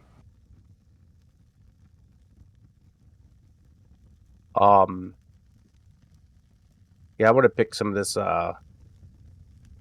halfling green while everybody's doing their thing. I do think, though, based on what happened with Donlin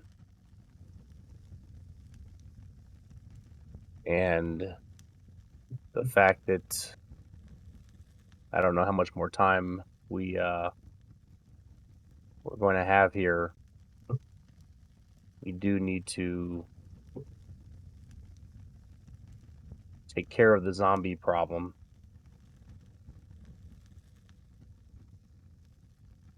Quickly.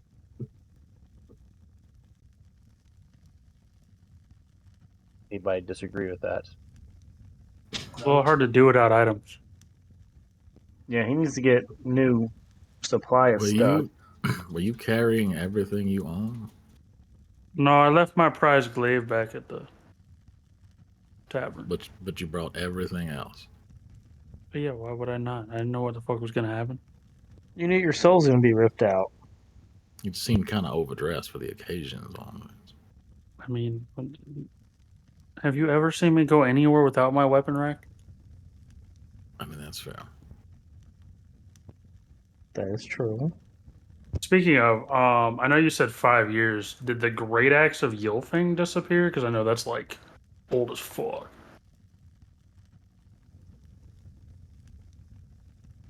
That's what I was referring to, is that anything that you have equipped to you that would be made past that would have not been gone.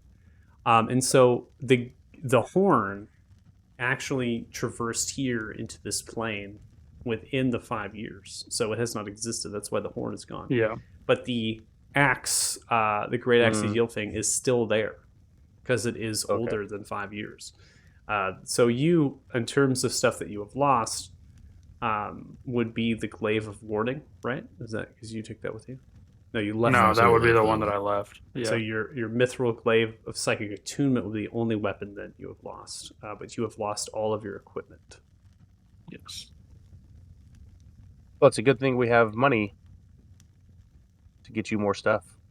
And you would have Mhm. not actually lost the belt because I believe the belt was older than 5 years. So it's not stuff that he had on him in the last 5 years. It's just stuff that is 5 years That or is as less existed. older. Yeah, I Yeah. don't think. Okay. Trying to look back on these items and think, I don't believe any of these would be Aim to Live Undying close to 5 years, but not quite there. So would the cup be, or because No. the god? No, because it just got created when I died. Yeah. It just created. Well, that's fine. Excuse All me. right, time to start deleting things from my inventory. Bye-bye. Deuce's weapons rack inventory just went from 3 sheets down to like half a sheet. No, I only lost one weapon. Maybe the next time a pretty lady asks you to do something, you'll be like, you know what? No. Yeah. I doubt it. Have you met Donlin? Yeah, no. Same. Especially now that I'm 5 years younger, like, man, them hormones. Oh God. That's all he needs. Fucking Groot.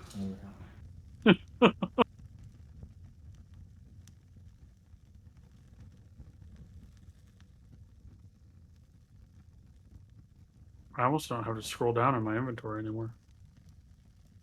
Look at that, the bright side. Imagine that. Yeah, mine's probably what Donlin's used to be, just a mess. Would your weight go to what it is now? I mean, I only lost like 75 pounds. The only heavy thing I lost was the plate armor. Oh, I guess my smith tools don't exist either. RIP. Oh man. Oh, I lost literally everything. Oh, bye-bye. All the bacon. Damn. I'm assuming I don't lose the gemstone, right? That would be awkward. Figured I would ask. Yeah. Yep. Again, it's up Especially to since your we don't have an extra one anymore. yeah, it's up to your discretion as far as what you had on you at the present moment, right? I can reason through, like I said, the axe and the belt and the gemstone, but I believe everything else in your inventory is going to be consumed by this effect. That's what I'm doing. So Vana did enlighten you a little bit, saying that your memory is tied in with your soul. You know, so how this power is manifesting itself. This is out of character. Is that it seems very protective, right? It's protective of you, and not necessarily your body. It's protective of your soul that's tethered, perhaps. And so your memories are linked to that, and your memories were quick to come back as yourself almost came back to its own. And so your experience points, your levels, everything like that would still be the same as you are here. So I know in chat you all were saying the old school level drain. I was about to feel so bad if I made that joke and then you. Yeah. hit it Oh, on the man. I know you were It like, actually shit, happened. this is real. It is actually a level drain. I gotta stop giving the DM ideas. Well, I heard So 5 fitting years, for Deuce, though. So fitting for Deuce. It and is I was fitting. like, I wonder if Donlin gets retired here because 5 years is a lot for Donlin. Yeah, but what hurts though, what hurts you the most though as a player, Deuce, is the loss of items and the loss of levels. Yep. Player specific, I suppose. Jax, you're able to harvest 62 uses of halfling grain. They last up to an hour a use. They also are 2 gold a use. And I have configured that with the active effect how it is represented in my test server right now. So I was configuring it over to an actual usage and stuff. So you can actually just click it and it'll apply the effect to you, that sort of thing. Perfect. Yeah. As you pluck the buds, they are quick to grow. They are just returning. So as soon as you pluck them, they come back, and so you're really just kind of taking as much as you want to, and you know, in a reasonable amount of usage. 64 hours of halfling green is a fucking lot. So probably just kind of call it there with a large basket filled to the brim. And you're like, That okay. entire bag of holding is now just Bag of holding. It's a bag of dime. Yep. You just open it, wafts of smell come in. I'm just gonna become a drug dealer off to the side. All right, now someone drop a match in that. Oh man. All right, so as we get to this point, we're going to take a break, so we can kind of recollect into what has happened. It seems you all have, I would say you definitely have gone through and reasoned a lot through it, and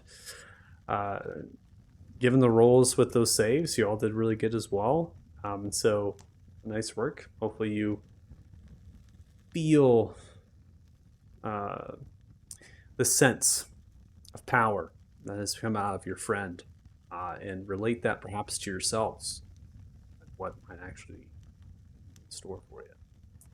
For watching the stream, thanks so much. Really appreciate it. We're going to take a temporary break, so we'll come back at about 7:38 p.m. PST, and hopefully you check us when we get back. So see you in a bit. Bye. Bye.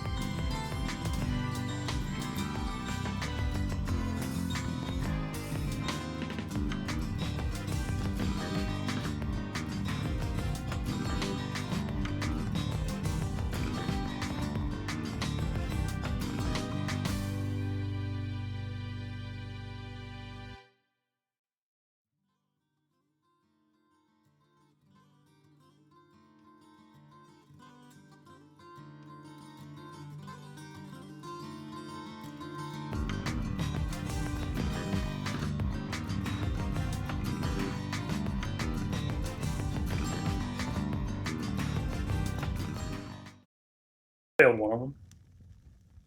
That's But enough. you had to succeed on all of them. All right, welcome back. Thanks so much for rejoining me. I am Michael, the DM that likes to crush Deuce's soul. And he wonders why I call him a dick. No, I lie. I have a lot of fun. All right, so we are back. We're still in Sylvana's house. This her herbalist apothecary, the garden's lush, right? We're all still here in this space, and I believe that a couple of you are now deciding to go. So, Kanan, you're going to leave to have words and prayer, and then I think Lance, you said you're going to the temple to make sure everyone's okay. Yep. Right. Yeah, Is and I'm anybody gonna else? reach out to Thrym. Okay, you're just gonna stay here and reach out to Thrym. Yeah. Pip, Jax. I need to sleep, but there's still drink to be drank. I'm probably gonna drink it. Yeah, so one of this point is gonna grab a tumbler of clay mug tumblers and just begin to pour this really thick, almost like a syrupy mead into it. And it just smells of thick alcohol and just luxuriousness.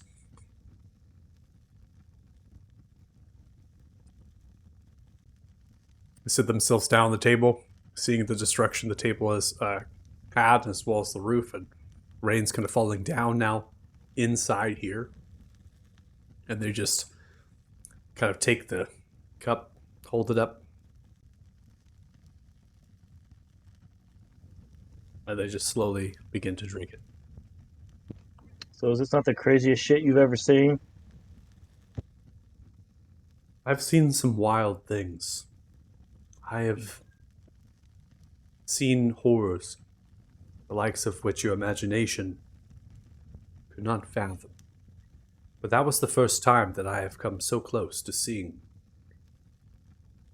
true power.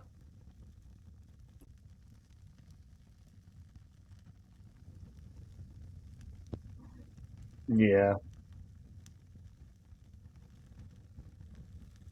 Crazy shit happens like that a lot around us. Where are you venturing to next? I'm pretty sure we gotta take care of this undead problem before we leave.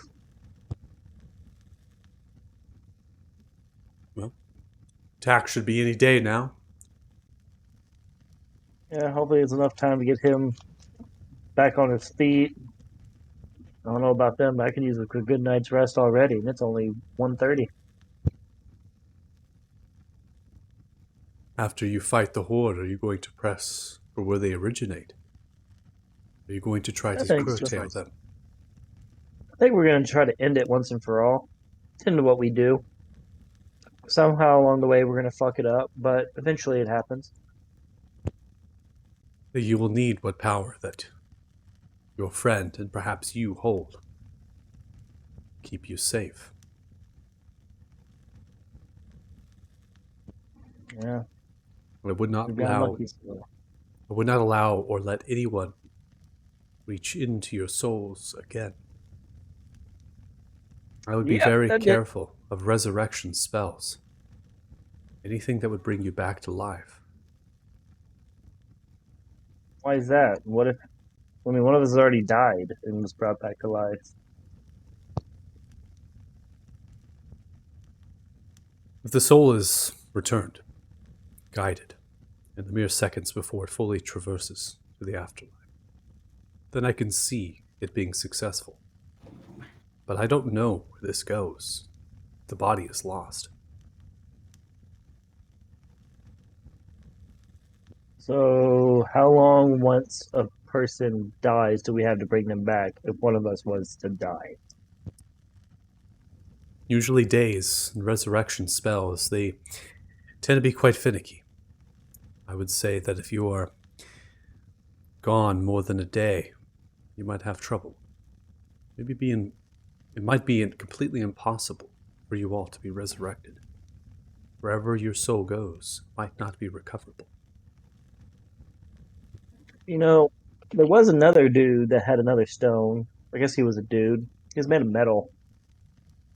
And he just kind of disappeared. How do you think that is? If he was like us, I think that's a plot hole. No, I'm just kidding. There's actually answers I can't tell you. Can't tell you because Savannah doesn't know. So sad. They could have been Wow. claimed. They could have perished and died, and their soul taken. that makes sense. Power like what is in your friend, and perhaps you. That would be well sought after, especially by the gods. So not only are we having this crazy dragon lord person trying to kill us, potentially we have gods trying to kill us. Maybe. Perhaps At least could take our even soul. be the same god that is inside each of you.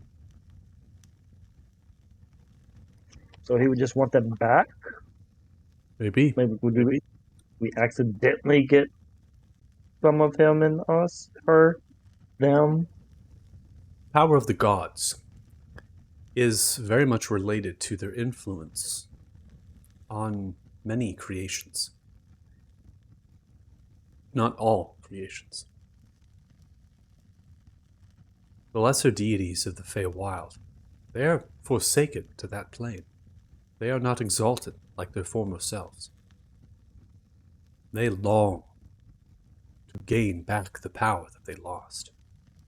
Many Fey pledge themselves to these gods, and through their worship, the gods grow in power. It is why the gods truly despise the Morsatra, because at times the Morsatra can be as powerful as a god, that which is forsaken to the Feywild.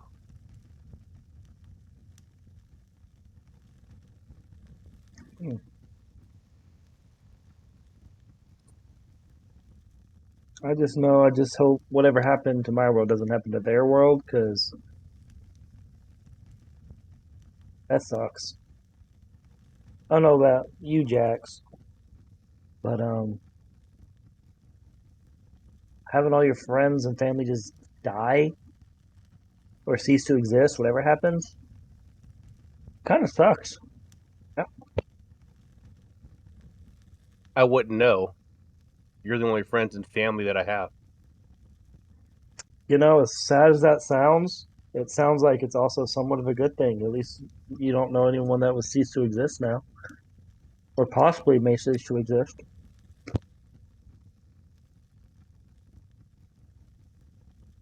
I'm sure Dolan's somewhat the same way. Hey, he's over there praying. I want to bug him.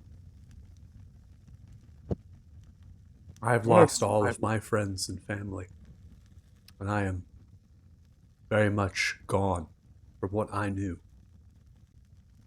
There are days I know, right? where I feel the cycle is leaving me. It sucks, man. Do not know I what you get that way feel. too.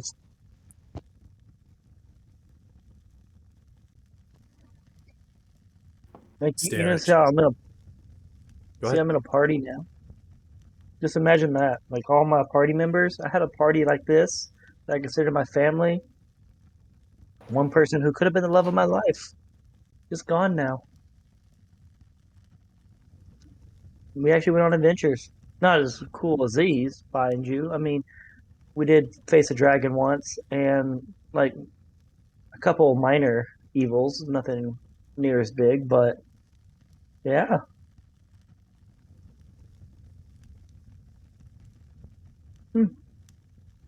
I could have been married.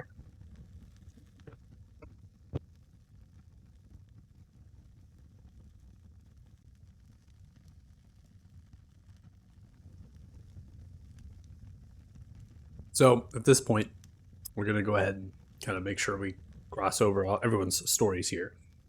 We'll start with you, Lance. Lance, you're going to head to the temple.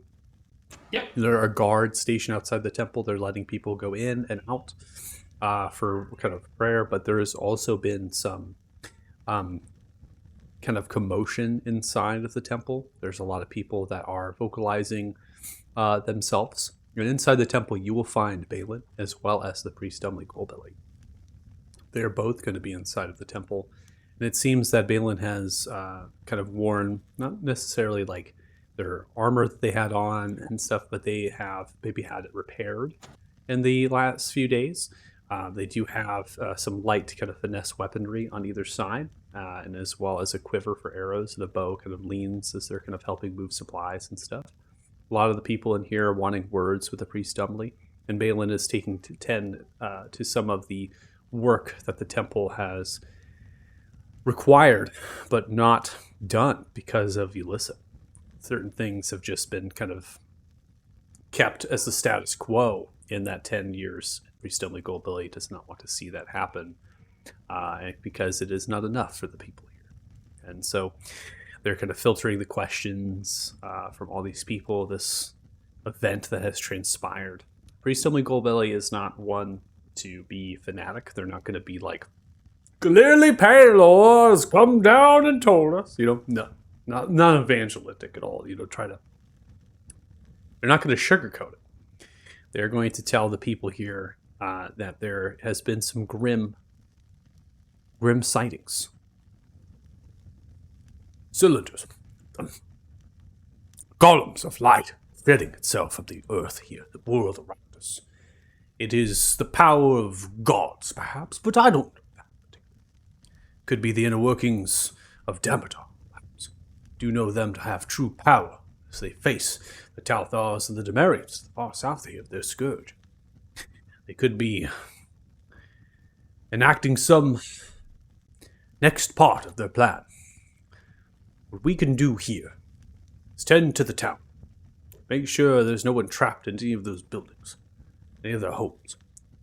I'll put the paintings back on the walls, repair the shelves. Make sure everyone is kept comforted. Because in this life, all you can do is help thy neighbor. Give them food and shelter and hope.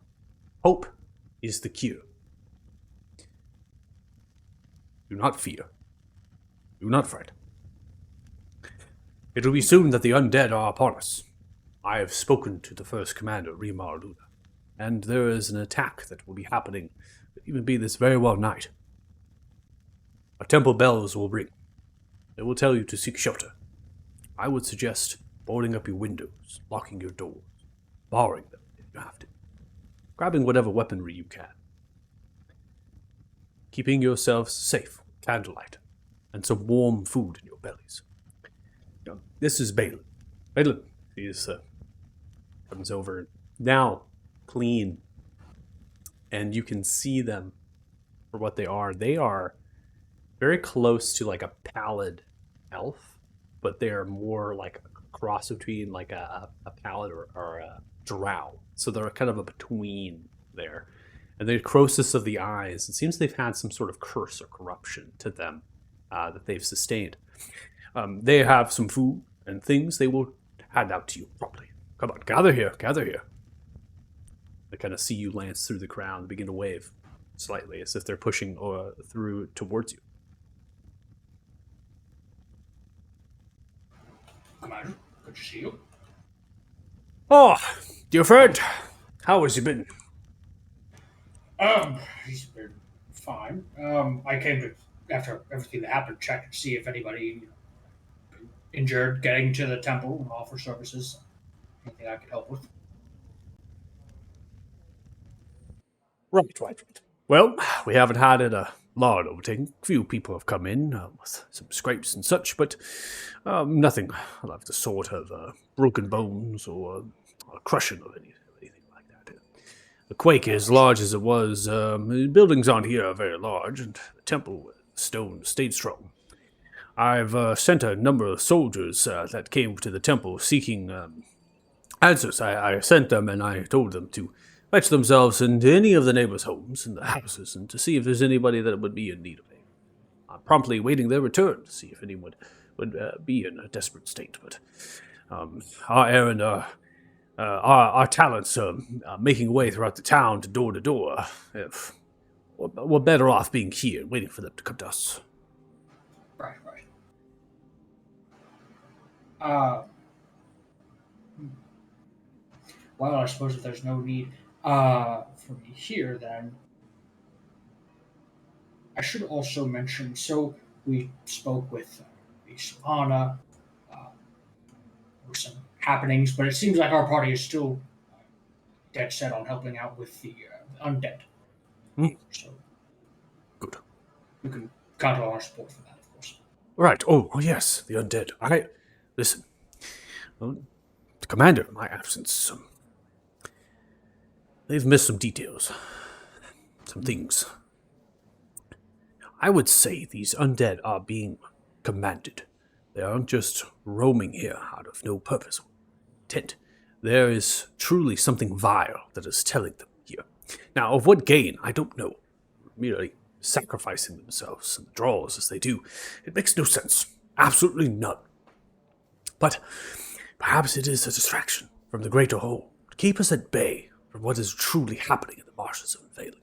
Maybe there is inner workings there, and these undead attacks are drawing our attention away from the true threat. Regardless, the soldiers that I talked to are on the keep's grounds, those who have fought on the wall against the undead horde on a few occasions. They are telling me there is a screeching of a vile sort that emanates from the fog at a time.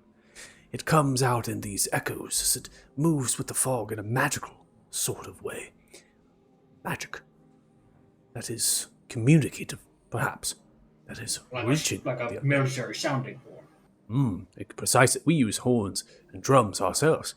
You understand the reason that these creatures are perhaps commands given to the undead. No soldier, no one has laid eyes on any creature that would be speaking of these creatures. No communication, perhaps, of these creatures. But it is there, nonetheless. Perhaps in the deepest, darkest of the fog. Accompanying the horde as it moves, perhaps. Maybe not. Don't know. Well, I'll certainly keep an ear out for it.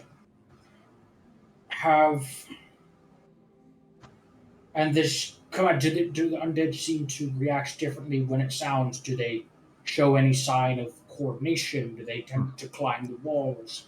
It is a good question. A fantastic question, that's. You're showing the true pride and colors of your guild and your training studies. And I can tell you now is that in war, battle, none of these soldiers are looking at that matter. None of those intimate details. They're there to fire their crossbows and send out volleys to the bolts, hit those undead, and pin them in the trunks. And the commanders, Rimar Luna, Gorvik, the Third Ryle, I dare say that they as well are trying to command and move the soldiers and prompt. Perhaps you can lend an aid of eye to that. Well, trained. I imagine you can try to figure that out. I suppose I could. And one last need. I believe there was a bit of a incident with one of my allies. He had some damage dealt to his equipment. I was hoping to help procure some basic weapons and armor for him. I suppose the commander would be the right person to talk to. Well, if you plan on fighting, I'm sure that you can head to the keep's blacksmith. Their smithy there can give you some common weaponry and armor for your friend, and of course the temple is open to you, and I can surely lend a few potions here and there, and I have a stock that Ulissa hasn't tainted. I can give them to you for free. Well, there's no need for that. I'm happy to perhaps trade for them, at least leave you some other remedies which you can use for if the people come in. All right, then. Well, let me see what I have in stock. I'll be right back. Yeah, my hope is to just save the time spent crafting, just give him the resources back, so that basically paying him for his time rather than. He may not have a stock left, though. Oh, yeah, you probably. Well, he didn't take any of the healing stuff or anything like that he's talking of. No, that's true. Yeah, I didn't. I took the puffer fish, I think, and all the gold shit. Yeah, so. you're right. I thought he was going to offer to pay for something. I was like, well, he may not be able to do that. Tisk, tisk, tisk.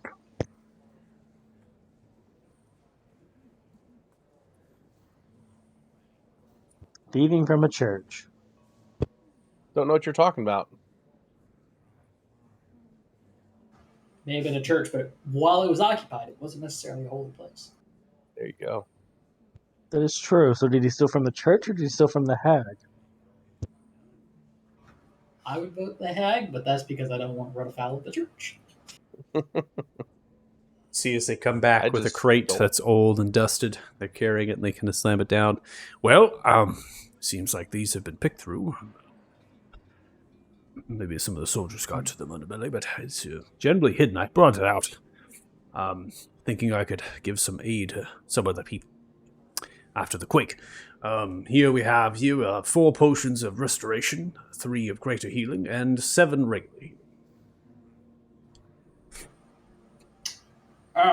Well, let's see. I have a couple of restoration as it is, but I'll take a couple of the healing and perhaps see what I can trade you in return. Right. Well, be able to help you out a little bit here. What do you have to trade?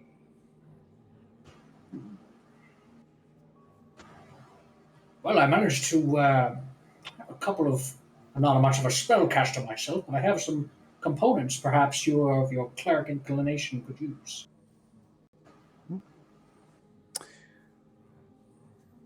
Talking about those reagents.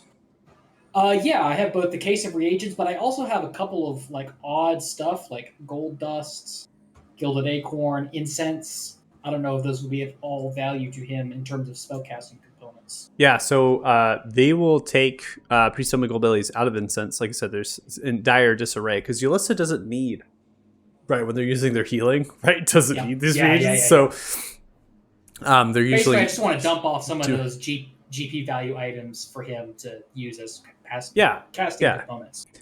So right now they're in desperate need of those incense that you have there. The value of those incense is roughly 4,000. They're willing to give you all of these potions that they have for all of your incense.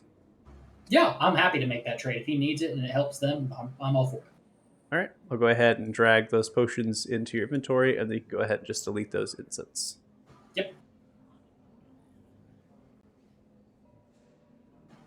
Okay. My goodness, thank you so much. These will come very well in handy here at the temple. Incense are difficult to find these days, hopefully. Yes. Trading Well, in I'm the glad to crystal make good doesn't- use of them.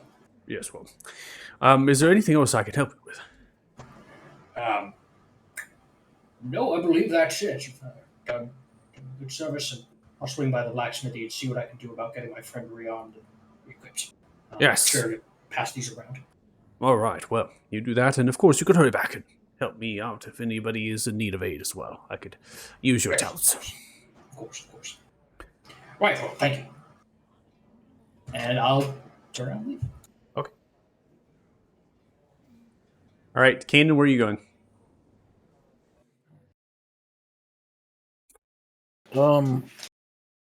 He would head towards the temple, but then just like duck behind a building and find a quiet place out of the way somewhere. Okay.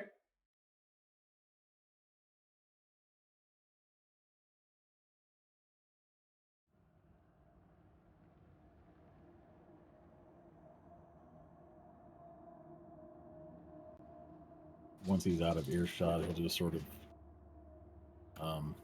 put his hand on the totem in his bag and just sort of mentally conversate. Well, you heard what the druid had to say. What is she not telling us?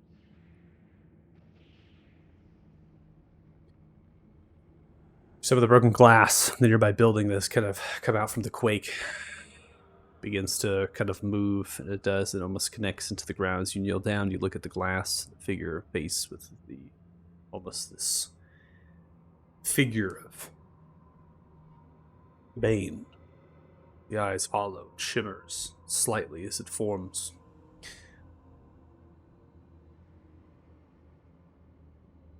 The druid has great power.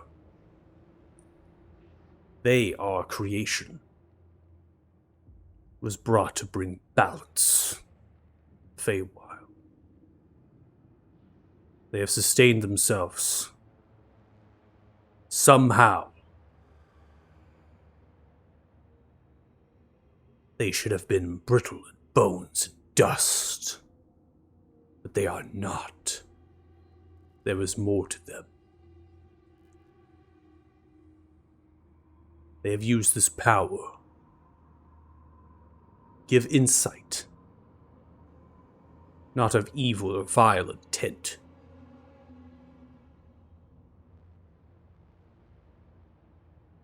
The words they speak are true.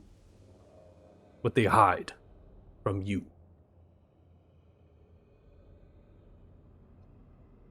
Does not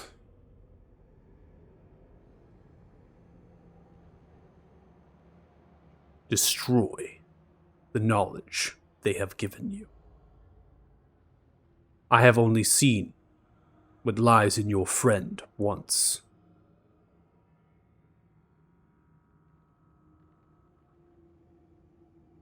A god held this power. A god amongst gods. They were known as the first god.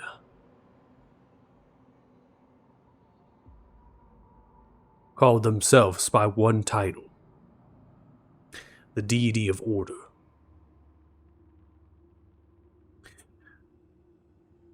We would move to them during the war of deities. Long ago, there was a severance.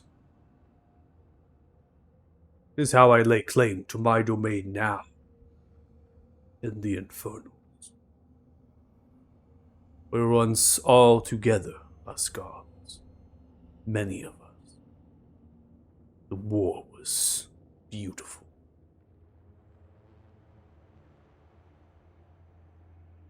I have a hard time picturing any of you getting along. Most of you, anyway. The deity of order was the only god that did not partake in this war. They were counsel, trying to persuade and move us. Their power was grandeur. Not that we did not start as such, but they held away from forming creations. Kept always in thought that something would happen. That their magic, their power would be used for other events.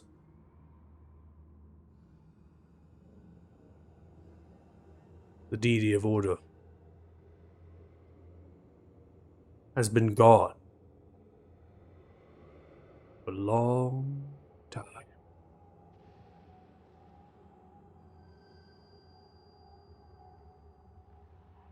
To see it in your friend.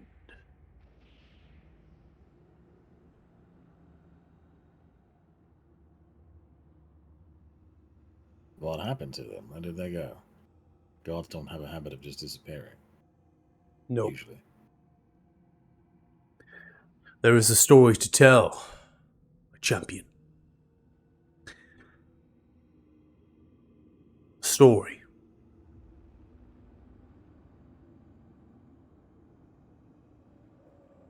That is real, as is as much a myth.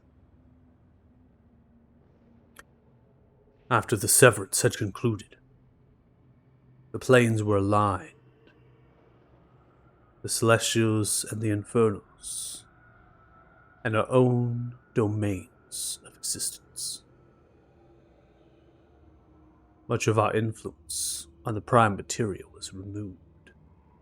For the battle laid waste to the congruences, not destroyed, fragmented, scaffolds of what they form.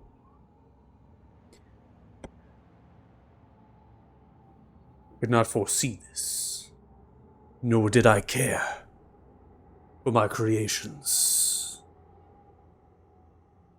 They were born anew without any other god's influence, and still held much weight on many worlds.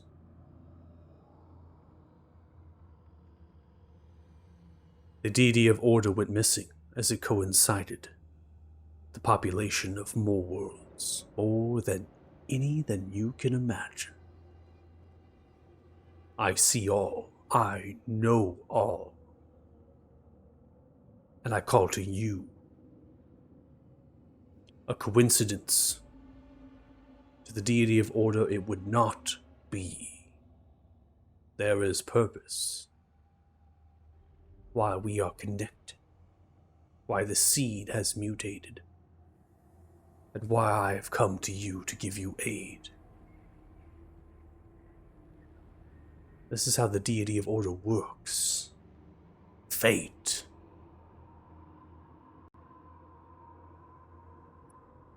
There is a being. It's not just the war of deities, the severance. This being is known as the Devourer. Never a god, always trying to be. Its hunger is eternal. It was the greatest threat to the deity of order.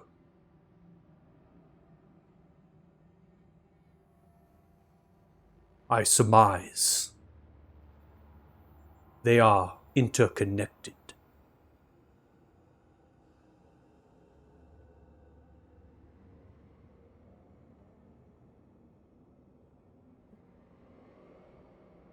I felt a surge of power coming from your world. It was not a shield.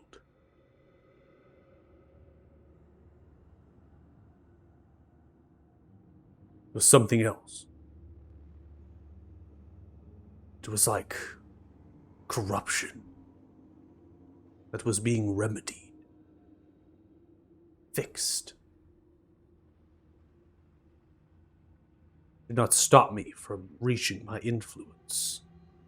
It enlightened it. It called to the gods.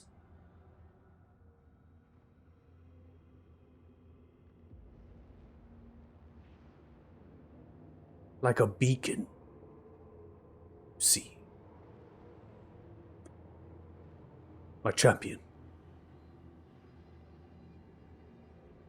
There was a power spike close to you in this world.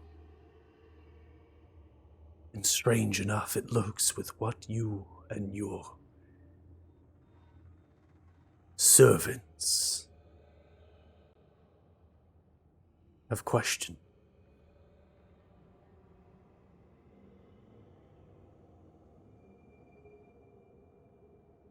You think it's tied to this deity of order? Some other god? Perhaps, perhaps not. All I care is that it is of great power. And its ignition was enough to allow me to manifest more physical prowess through you, of course, champion.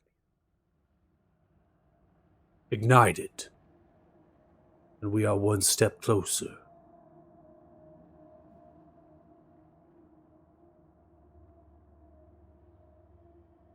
Closer to what exactly?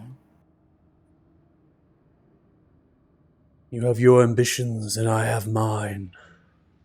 That's my concern. It's never stopped you before. Well, when goals align, gods are nothing if not capricious. Then I will assure you that you will be made whole.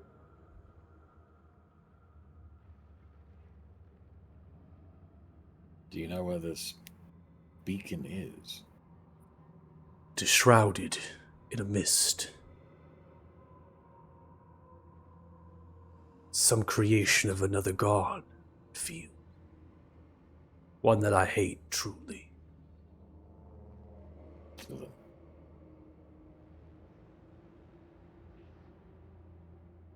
You broke up. You broke up I at said, isn't that most of them? Yes, but this one betrayed me. I'm used to fighting other gods and their ambitions. and their idiocracies. But I have never been betrayed like I was with Lucifer's. Orcibus. They are known by the title as the King of Dreams. Their powers are less physical in reality, more to the minds of their creations and subjects. They live and act in the ethereal, and manifest a physical presence in the Shadowfell. Playing the best.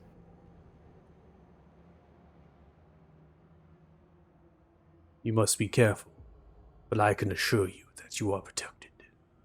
The mist consumes the mind. It eats away at the memories.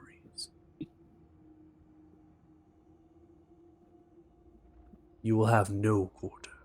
You have no problem.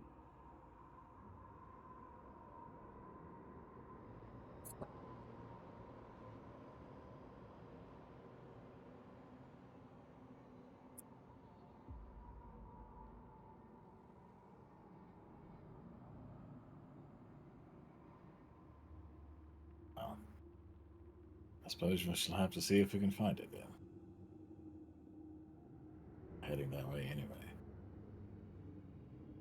After all, it'd be quite the boon to the Talthars if we were to get rid of the source of this constant zombie invasion. I'm sure they'd be more than thrilled.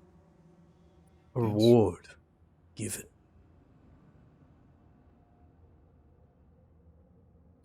Deal with the Horde. End what marches the undead. And I guarantee you, I promise you, you will be face to face with the very King Talthar, first of their name.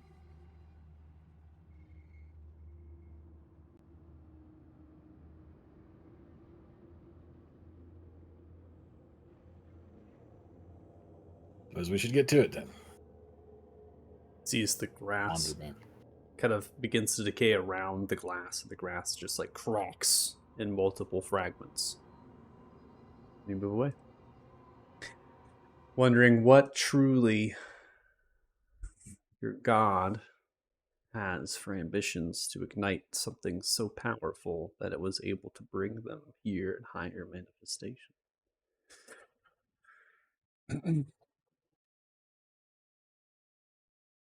Or problem. I think he would actually head back to Sylvanas after that. Okay. Depending on how long it's been, I assume it hasn't been that long. Yeah, I mean, it's not very far. The town's not very big, so you're pretty much crossing a couple, little crossroads and roads, and then you kind of duck out. Yeah, you're able to get back, and probably say in the realm of 30 minutes, even just kind of getting a little conversation and then hike it back.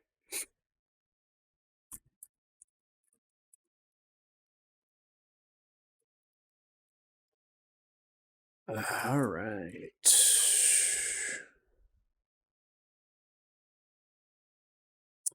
Domlin.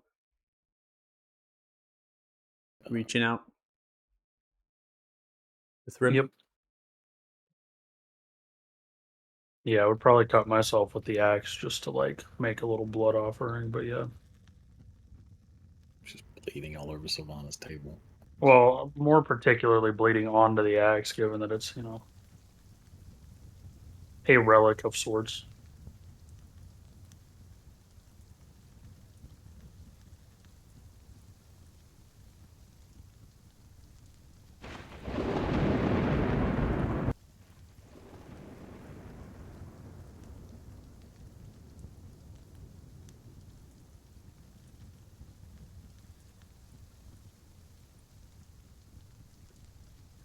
So you're kind of there, and you hear this slight rolling of thunder. Blood drips, and you hear a crack.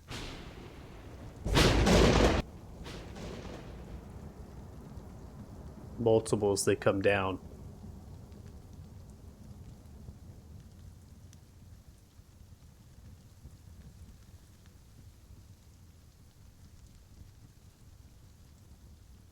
One of which strikes into Sylvanas' garden.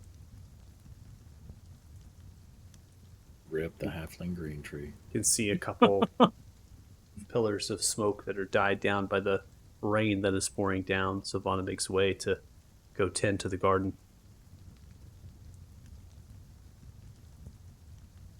Make an insight check.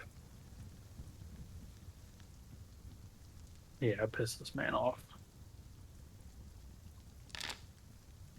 Wow. 9. With advantage.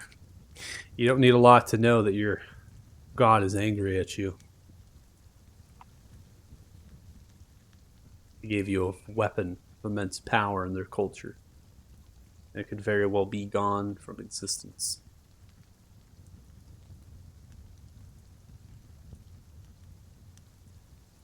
The lightning rolls back. You're just left with the rain coming down to the roof, onto the table. Yeah, that's about what I expected.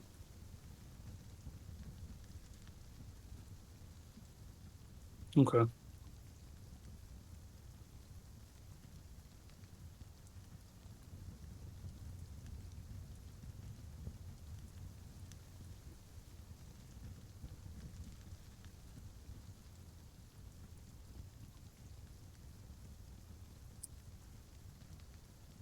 Lance, what armor and stuff are you picking up? I recall him wearing like plate armor or heavy armor, right? Yeah. Mhm. Yeah. So I would try to find anything that I think A would fit first and foremost, and then B, the heaviest armor I can get him. Okay. So they, the Fort Smithy, they are a weapon and armor smith. They have a number of them, but they're going to be doing some almost like mass producing of chainmail primarily, and longswords, battle axes, and shields. They are only going to do commission work for the commanders or the sergeants. They're not going to do anything, not keep anything, not a storefront, right? So you're more than welcome to pick up chainmail, a longsword, a battle axe, or a shield for free from them, knowing that you're going to be fighting on the wall. They're easily going to give that to you. But you, if you're looking for plate armor, you would head to Brock's Smithy. The twins are there, one of which is going to be a weapon and armor smith, the other one's a jeweler. The twin dwarfs are known to do some decent work. They're journeys. They're not necessarily masters, so they aren't going to reach pretty high level. They also don't have methods, capabilities of really enchanting anything, right? I can handle that. Yeah, so, but they are going to have a suit of plate armor there that they have been sold and as well as repaired for selling back to those. So they're going to give you a good discount on it, knowing that you're going to be fighting, making a strong argument that your friend, right, is in need of it. And so they're going to part ways with that for 1,200 gold. Okay. Yep. I'll happily pick that up. And when we get the chance, out of character, Donlin, I know you have the smithing tools. You can probably do any enchantments if you want. But if there's anything, I have a lot of resources on hand. If there's anything you want, maybe we might have time to do it before shit hits the fan. Yeah, we can figure that out. Yeah. So. Now, are you looking for any weapons for them as well, or is it just armor? I recall him using primarily glaives and great axes, right? When you go big. Yeah, well, mainly the glaives, but yeah. Yeah. If they don't have a glaive, then a great axe. But Well, you would know I have the other great axe. It was still there. oh yeah, you're right.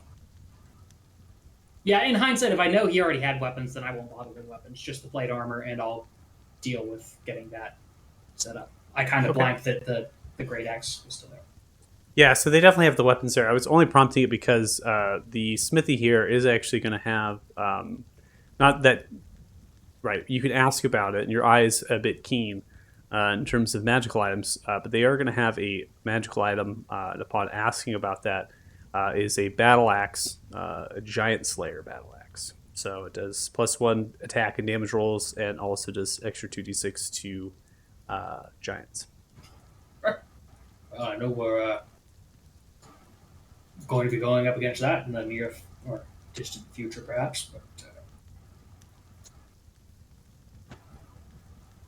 I kind of doubt that's going to be moving very quickly in a town like this. So I'll No. leave that, and we'll come back to that if that's actually a purchase that Donlin in character would want. Yeah, the out of character. I'm not going to go too much into character because I want to make sure we get through time and stuff and Yeah. attend to things. But the twins are going to tell you that this battle axe was actually worn by an adventurer that actually had fought the frost giants up north.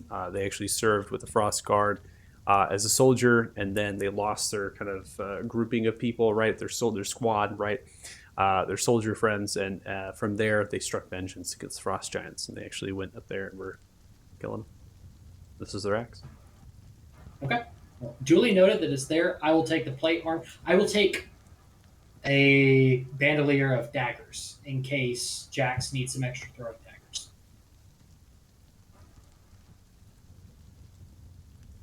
Just If get an that's- assortment. Yeah, get an assortment of daggers. They're gonna sell. I have 6 daggers. Okay. Let's see. Walking around with a full set. Nine gold total for six daggers. And then 1,200 for the plate, you said? Yep. Okay, so that's 1,209. 1646 minus that.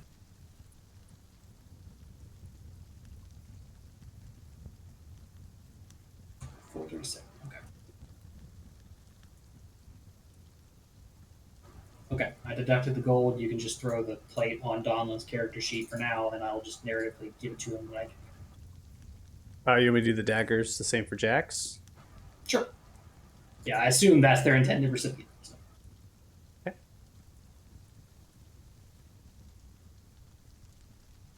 Appreciate it. Guys, go, Chief.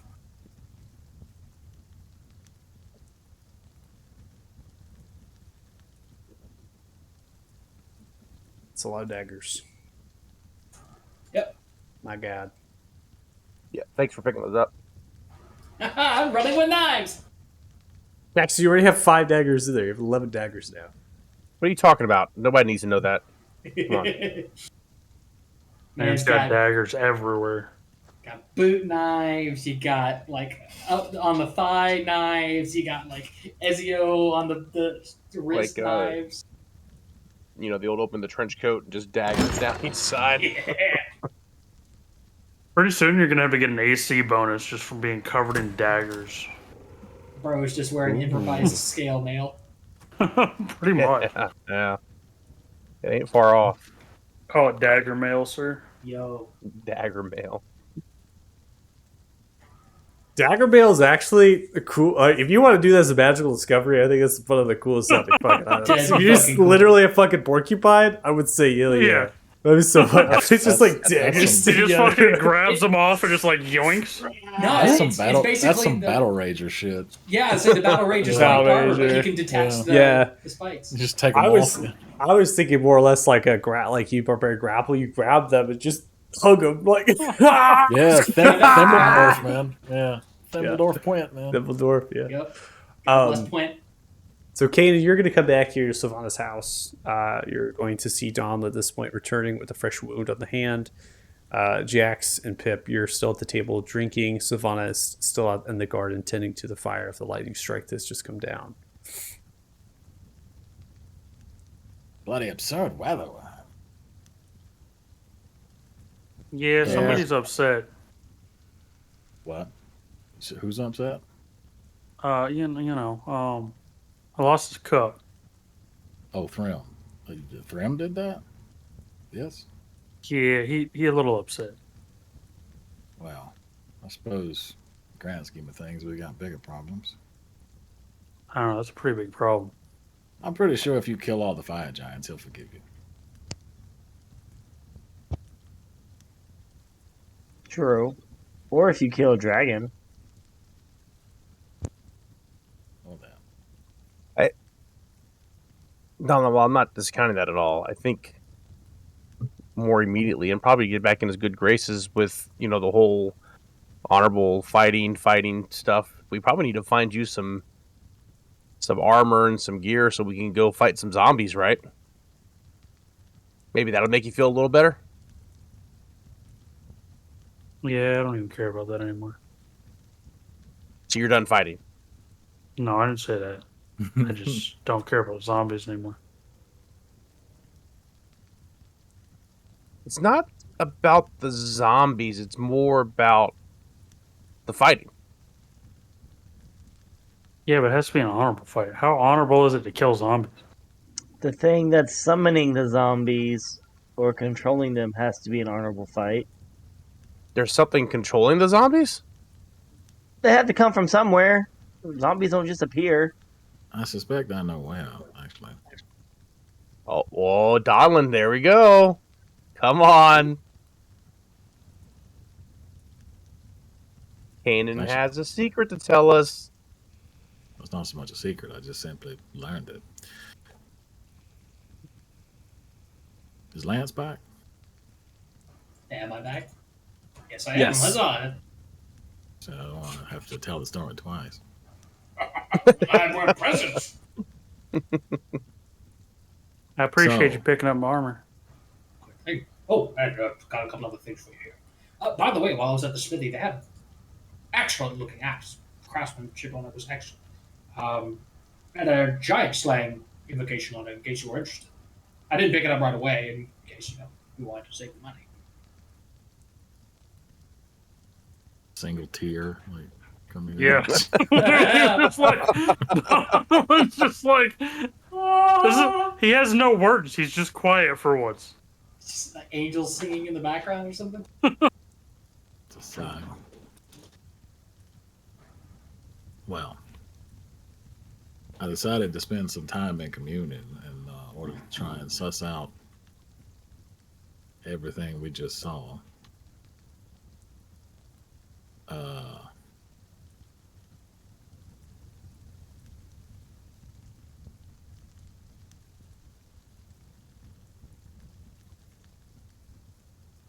So, Pella was presumably able to identify the source of that power we saw in Donlin. Is this trade meant for me, David? No, sorry, I meant to give that to Dom. Okay, that's what I thought, but I was just checking. Sorry. Sorry about that. You're good. Apparently, it is eerily similar to the power wielded by a very old deity from the beginning of all things deity, who simply referred to themselves as the deity of order. They were apparently immensely powerful. Consequently, they've also been missing for quite some time. You know, that kind of makes sense. Wasn't Damodar talking something about chaos? That would be the antithesis of order. Mm-hmm. On Does that order- note, there's apparently another being who opposed the deity of order, although they may have been connected in some way, called the Devourer, who is not a god, but wished to be so.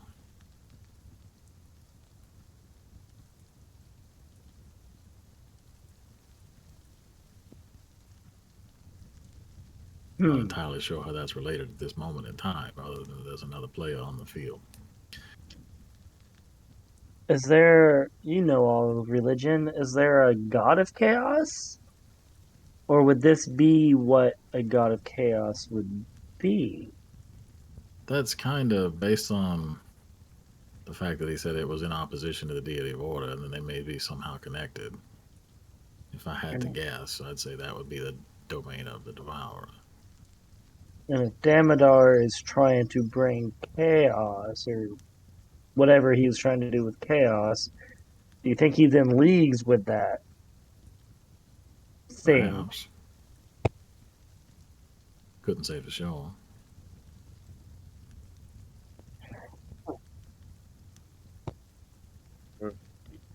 regardless, apparently this being was very powerful, and they disappeared at some point during the war between deities, around the same time that many new beings were born all across various worlds and dimensions, planes of existence.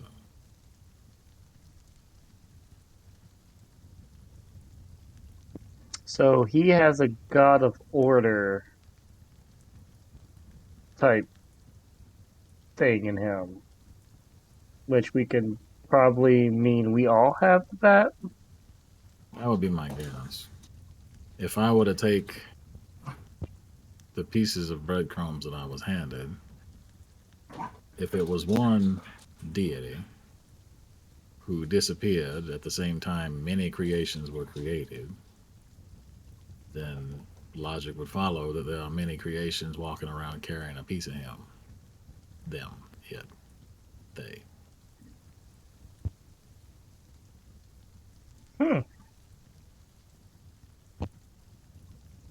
Though I suspect it would probably still be rather rare. Do you think these?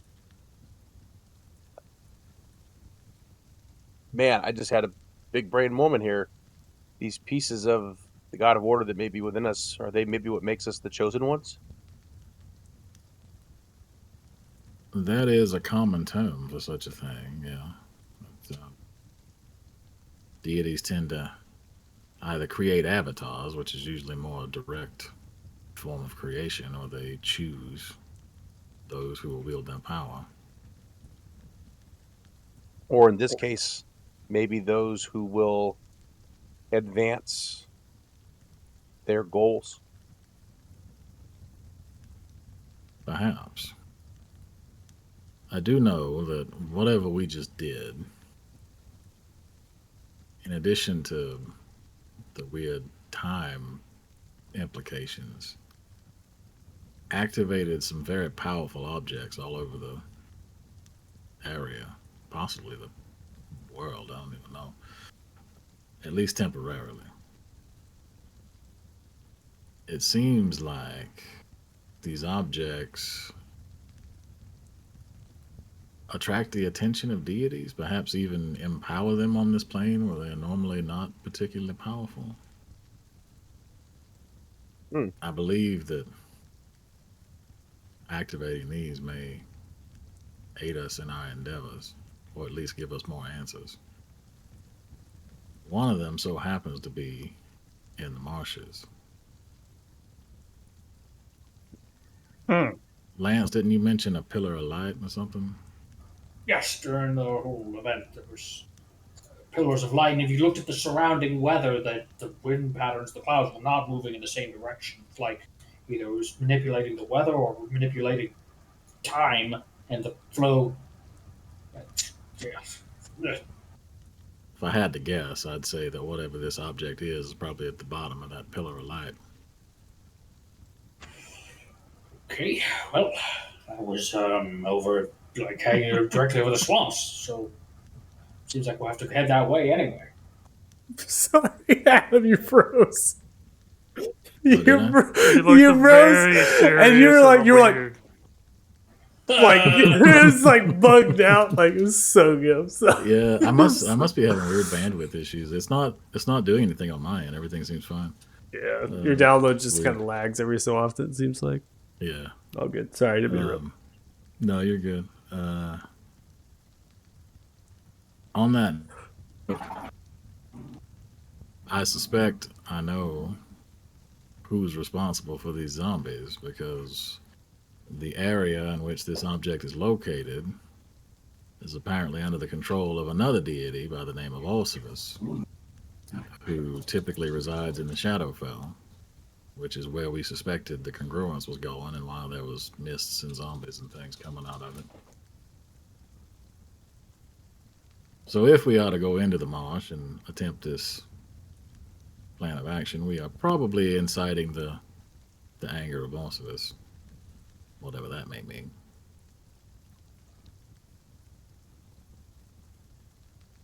Apparently they have powers over dreams and the mind.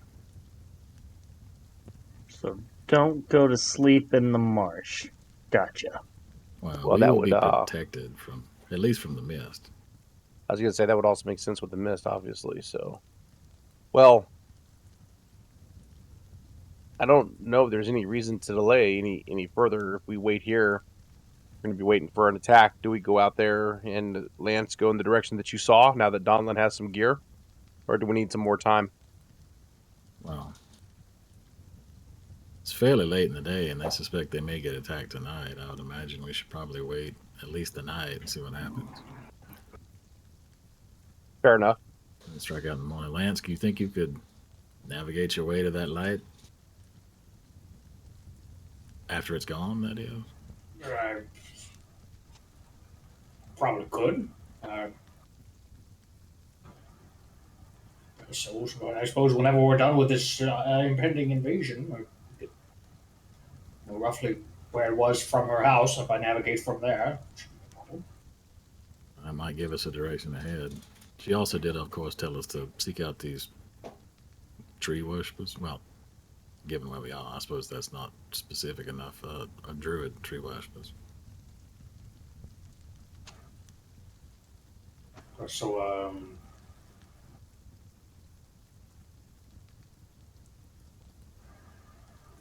never mind. Sorry. It's also very odd.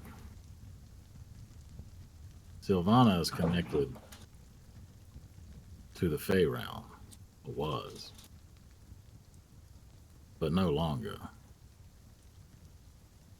She should be very old and very not as she is. Well, you've looked at her, and she's clearly what she is, right? No, she is as she presents. There's just some reason as to why that I don't yet understand. Didn't she tell us that when we got here? Didn't she I say believe it she was really may- weird that she hadn't aged? She did kind of mention it, yeah. I mean, she is from the Fey realm, right? Yeah, under normal circumstances, I believe she shouldn't age much, but given that the connection to the Fey realm has been redirected to the Shadowfell or whatever, I'm not sure that still applies. Much Maybe like it how is. we left the last world and now it's crumbling, it's a similar idea. Do you think she's then being pulled by Shadow and she's actually evil and tried to kill Donlin? No, I don't suspect that, at least not directly. I believe there's probably more going on than we are currently aware of. So if we put it into this, will it hurt her or help her? Not the foggiest idea. No pun intended, right? I mean, For that pun, you're Undead going, Horde. for that pun, you're going straight to Barovia. Dark Lord of Puns. these attacks could either just be the beginning or they could be a distraction, so they have to be dealt with. Either way. No, I agree. I think our course is set. So we can either attack now before the horde of things and try to maybe put a stop before the horde of zombies come out, Well, or take a sleep. I go sleep for hopefully they don't attack until around midnight, and I'm good to go fully. I was gonna say I doubt we're gonna make it all the way to the source and stop it before they make it here if they're less than a day away. Guess, Also, depending on our pathing, we may end up walking right through the horde, which might be inconvenient. Oh, that sounds like fun, actually. Hold on, I'm back involved. Well, Go in the opposite direction. No, it's fine. We fixed that with an ice wall. I can go out and try to scout and see if there's a horde or the fog coming while Pip takes a rest. I'm fairly well myself right now. Or we can just all stay here and wait till tonight, see if anything happens, and head out tomorrow morning. We should probably stick together, seeing as how You know, he just mentioned all the gods being involved, and some of them are angry. You know, you just don't want to get caught alone right now. Yeah, I just used a lot of heavy magic getting in and out of there, and if I can sleep, I would love to sleep. It takes a lot Well, out of then you. go ahead and go to bed. Once we get back to the tavern. Well, I mean, you could do it right here if he wants to, but it wouldn't be comfortable. I don't know that she would mind. Somebody There's tore a hole in in the roof. Yeah. I mean, I There could is put up a that, and tent. it's raining at the moment. It's And I literally can- just raining down yeah, the house. Do we need to? And the garden's on fire. I don't know, man. Why It's does it kind of smell a shit like show. drugs? Probably off the patch. There's Sylvana walks in, smoke just billows behind her. Lays the eyes. Absolutely blazed. Yeah. The garden is safe. No, Savannah at this point Savannah will at this point definitely come in. It's been a long time since talking, and the fire wasn't that long. It's just a strike outside. It's already raining, so tending to take care of it relatively quickly. They're going to come in here and look towards the rooftop, look towards all of you. You are more than willing, more than welcome to stay as long as you need to. I will be trying to fix that.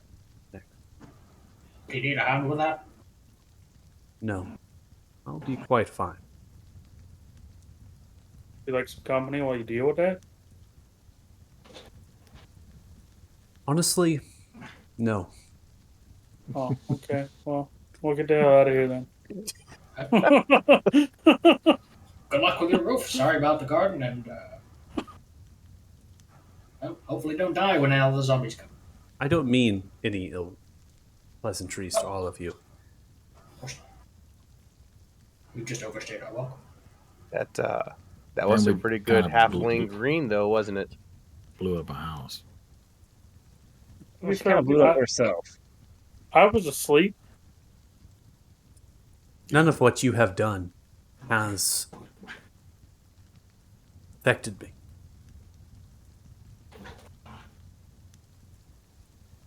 You know this. To be fair, it doesn't seem like much does.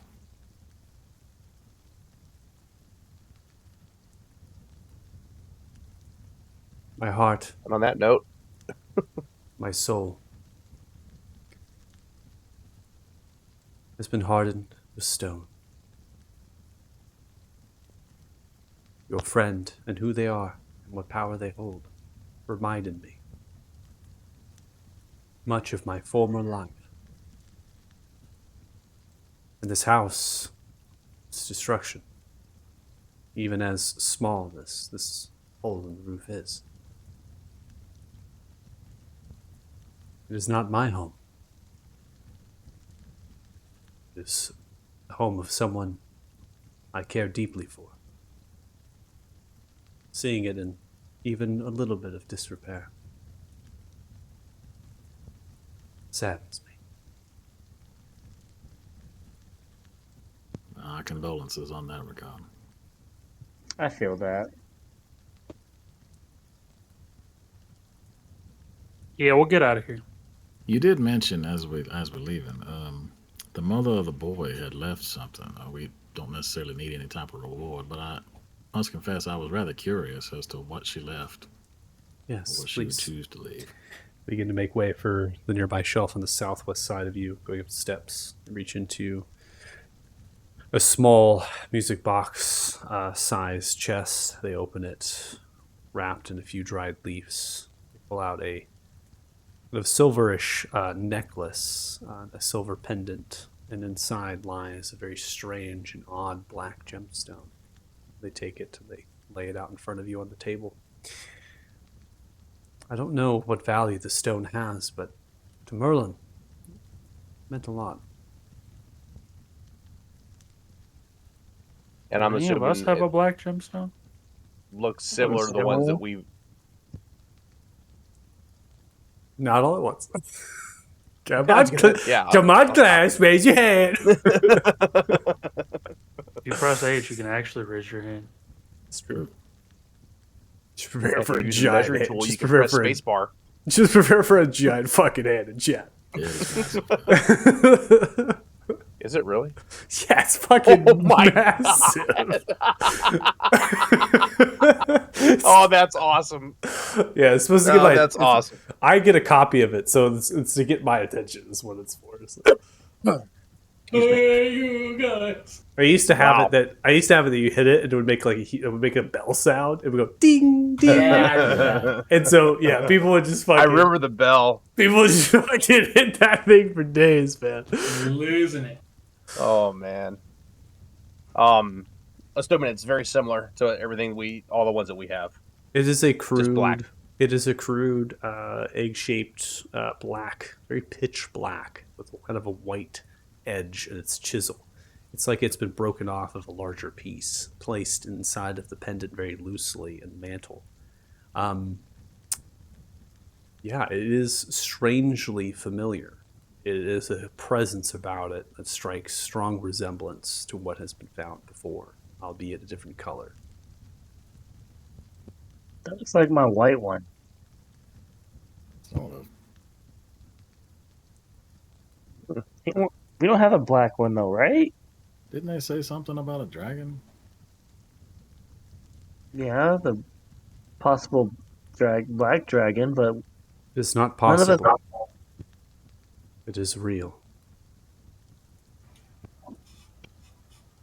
Do you know much about this black dragon? Rugash. Yes. Does he have a tendency to make weird screaming noises that command the undead? No. No, that's somebody else. Rugash is a dragon that emerged in the most troubling time. They are vile, pure evil. They have slain many that I would call friend. They have a dominion over the ruins of Thixia. Do not know where they lie and rest, but they emerge when the call is given to them. Call of whatever commands the undead.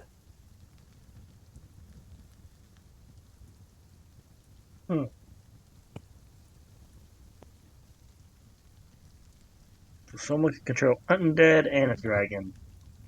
Well, up until now, we had assumed all the dragons were working for Damadon.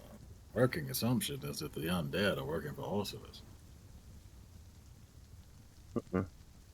Well, we seem to be at a bit of an impasse though, because I believe before we had 3 stones for pips, and that was barely enough. It seemed. This is the first blackstone that we've come across. None of us has a black stone. Maybe the rest are in the marsh. Perhaps. Wow. Keep your friends close, but your enemies closer, type of thing. Have we ever tried? Pip's gonna grab his ring and kind of put it up against the black stone to see if it merges. Oh God. It's like putting a bag of holding in a bag of holding in a bag of holding. You put the stone up to the other one, you feel no magnetic pull, nothing that would move them together. However, the closer you get, there definitely seems to be some sort of opposition. It's harder and harder to press your stone against that stone. Magnets.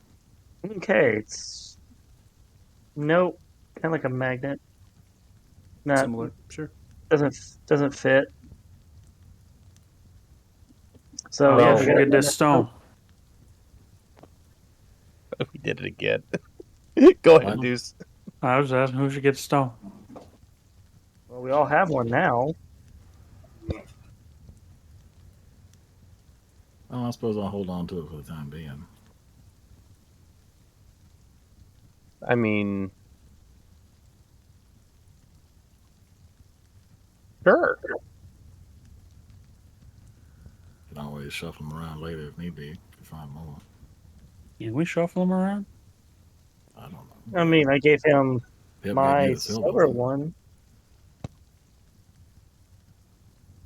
I think what we determined was if you give it to somebody freely, So is that what So- the plan was? because that's how Pip gave the silver one away. Ooh, maybe One we Baxter could before him. Correct. kinda- You're right. exactly. I have an idea. What if maybe it'll choose who it wants to go to, like the stones chose us in the beginning. Like if we walk up to it, maybe it'll be attached and get like a magnetic thing, kind of like when the piece went into my stone. Maybe it'll work, and we'll just feel But that. you were pretty close, no? Yeah, and it told me to get away from it. What it seemed like I couldn't get too close with it with my stone, so it obviously doesn't like me. Just doesn't like your stone. Well, who has the stone in their hand right now? It's on the I table. think, yeah, it's just on the table. in Just front on the of Tina. table. Well, Savannah hasn't I'll- given it to anybody. Just placed it on the table. I'll reach out and grab it real quick just to see if Pip's theory is correct. I was gonna say, table's not worthy. Just pick it up and grab it. You hold it in your hand. It's very cold to the touch. Much colder than you felt from others holding the amulet. Definitely seems just big enough for a small boy. Small child. Savannah looking intently at you. Days that I have fought are long gone. Hopefully it serves you well. Whatever you do, stay close. And if you hear the wings of the dragon, and it feels like the air crushes you, know that it will be upon you. Your best chance is to hide. You cannot run. No, I'm going to kill it. I wish you good luck. I would like to think that is possible. But I have tried. And I have failed. Well, hopefully we can bring you a souvenir once we kill it. Much will in the take- way that But we are protected, so are the dragons, just in a different sense. These stones are the way that we bypass those protections. they are tuned to you. And they will serve you well to do what I could not. Fortunately, we I'll, seem to find that next stone. Oh, I think we should probably go get some rest and prepare for tonight and prepare for the marshes tomorrow. As we're walking out, I will turn with the black stone and say, "I'm sorry, Kanan. I didn't mean to just grab this off the table, but I was trying to prove a point." And I'll hand him the black stone that I picked up since he said he wanted it.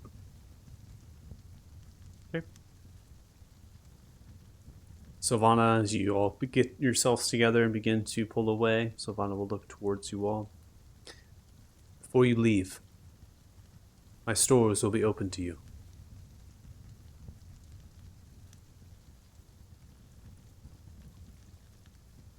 Much appreciated.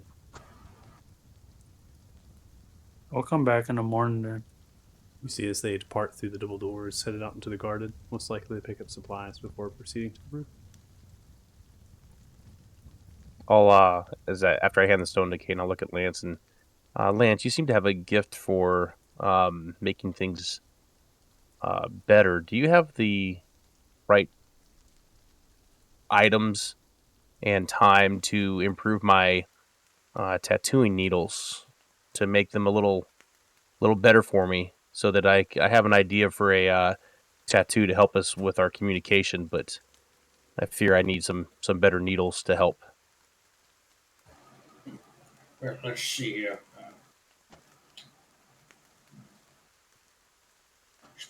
Probably a task for the smithy. Kind of do have some Adamantine on hand, that might do. Actually, I need to check the crafting guide and see what's needed to actually upgrade tools. Hold on. I Handful had it. of metal scrap. Yeah, Metal something like scrap that. I should have. Yeah. How much adamantine do you have? Expertise. I only have common adamantine, so it's not much. Just how many? Do you have 10? Can we 10 make pieces. a fine? Oh, we can make a fine. I can upgrade my plate armor. Yeah, if It you want is, to do that, it's all yours. I'm sorry. 1 common handful of metal scrap. Yep, I got that too. And if talk about communication, guys, before we go out in the woods, I learned this cool thing that I told y'all about earlier that we can speak telepathically. You just have to like ritually matter if- cast it. Yeah, it'll take me about 10 minutes or so, but before we go out there tomorrow or whenever we go out there, I can cast it. Judging by the ritual, it should last about an hour. So I think if we get separated, it'd be something nice to have. Or if we want to talk without actually talking, we can give one to the wolves too. I can do up to, I think, 8 things according to the ritual. So if we get one of the wolves, us 5, and maybe 2 other people, or maybe 2 more wolves, we can all be in sync. Yeah, that sounds fine. Perhaps Brenda and 2 others, that's the pack leader, and then maybe 2 of the more responsible ones. The rest of us should do. Are you saying Todd Zog's not responsible? He can 100%. be. He can be, he just chooses not to be. Matter of fact, we should probably change his name to Tazog the Irresponsible. He is very responsible. He is the best hunter of the pack. I will have you know. I am not debating that at all. I Yeah, mean, Does not mean he's responsible. if you need someone to hunt alcohol, perhaps. I Well, I could also It's- suggest Savannah might be a good choice if we need her knowledge for something while we're out there. doesn't only last for a certain amount of time. How far? Oh, according to Who's spell, as long as we're on the same plane of existence. Mm-hmm. OOC, it has a 1 hour time limit on it, I'm pretty sure. Yeah, it does.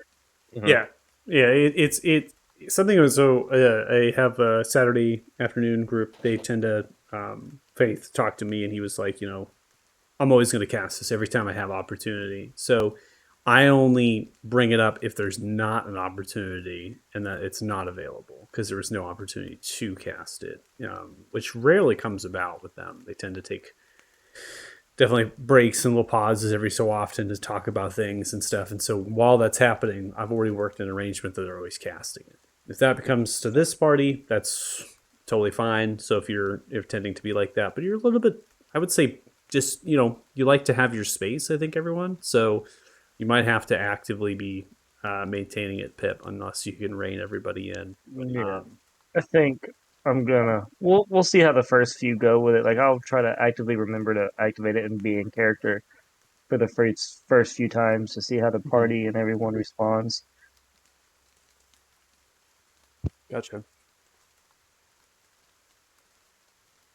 But yeah, Okay. So we're going to have, you said, needles of expertise.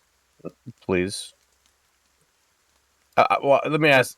I'm assuming I can have thieves' tools of expertise is fine, and needles of expertise is fine as long as I'm only using one of those, right? Is Yeah, the way only it one works. Yeah. Yeah. only one at a time. Okay. Totally fine. So make sure to reduce the gold and the creature material for that lance. I've changed Yep. the needles and Jax's. I'll pay the gold for it. What's the gold cost? 40. And that Easy. was 1 common metal scrap to upgrade it. Yes. Okay, got that deducted, and then I'll go ahead and actually I'll trade the adamantine to Donlin if he wants to upgrade his, because you have smithing tools expertise from your runes, right? Yeah, I have the expertise. I need to actually make some new expertise tools because mine just got destroyed in my bags. Oh fuck! Hey, we can do that too. We can. Oh, You got I'm another so handful sorry, of metal man. scraps? I should let you do yours first. I forgot all your good. tools got destroyed too. I'm sorry. It's all good. We got No, spare it's all tools. good. We got- I was gonna say OOC, since it is end of session time. If you just want to put the materials that you have like somewhere in the chat, we can look and see what we can make everyone before we do this. And I actually bought a duplicate set of Smith's tools by accident before we left. Athena. Hell So, yeah! Nice. Accident. Thought ahead. Yes, big brain. Pre-planning. Saw that 5 sessions ago, boy. He was like, I know Donlan's gonna do some dumbass shit, and he's gonna lose fucking everything at some point. Easy. That's a sound assumption. It's happened once in 35 sessions. What? It's narrowly avoided happening more. Fair. Almost got all your stuff immolated a couple sessions ago. Yeah, I almost got myself immolated a couple sessions ago.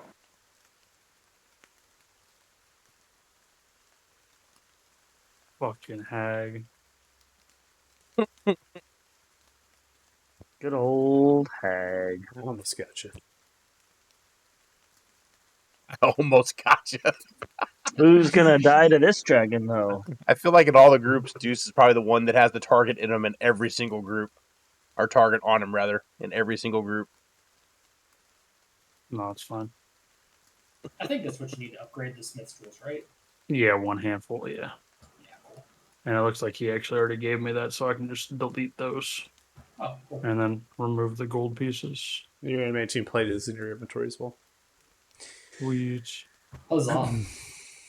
So I'll just delete all the materials. Nice. Hold on. You lost the dark metal or whatever we have from the dwarves, didn't you? Was that what I you didn't were have wearing? any dark. No, I was wearing adamantine durable too. Yeah, Oh, I I think thought- we sold the did we dwarf sell that? armor. Yeah, Oh, okay. Okay. because I have we the sold. crown, but yeah, we didn't need the armor because I couldn't wear it. Yeah, I'm gonna and go I ahead. already had. I'm gonna go ahead and prompt you all for a long rest. Given that you're going to be doing downtime and then resting, sounds like we're gonna wait and see if there's any events through the night. Because we're nearing the time here, we're actually going to go into kind of a narrative moving through. So I want to get the long rest through here, and then I'm going to go ahead and Can do some I narration. add something to my spells real quick? I just want to redo the healing word that I used a few sessions ago before I do the long rest. To store it. Oh, yeah, that's fine. You can just Oh, store the it. ring. You can store it into the ring and then just put the spell slots back. Just Okay. as a note, when we go to rest, once Kanan's alone, he's gonna take out the totem and hold it to the amulet, and we'll try to get the stone to jump out of the totem into the necklace.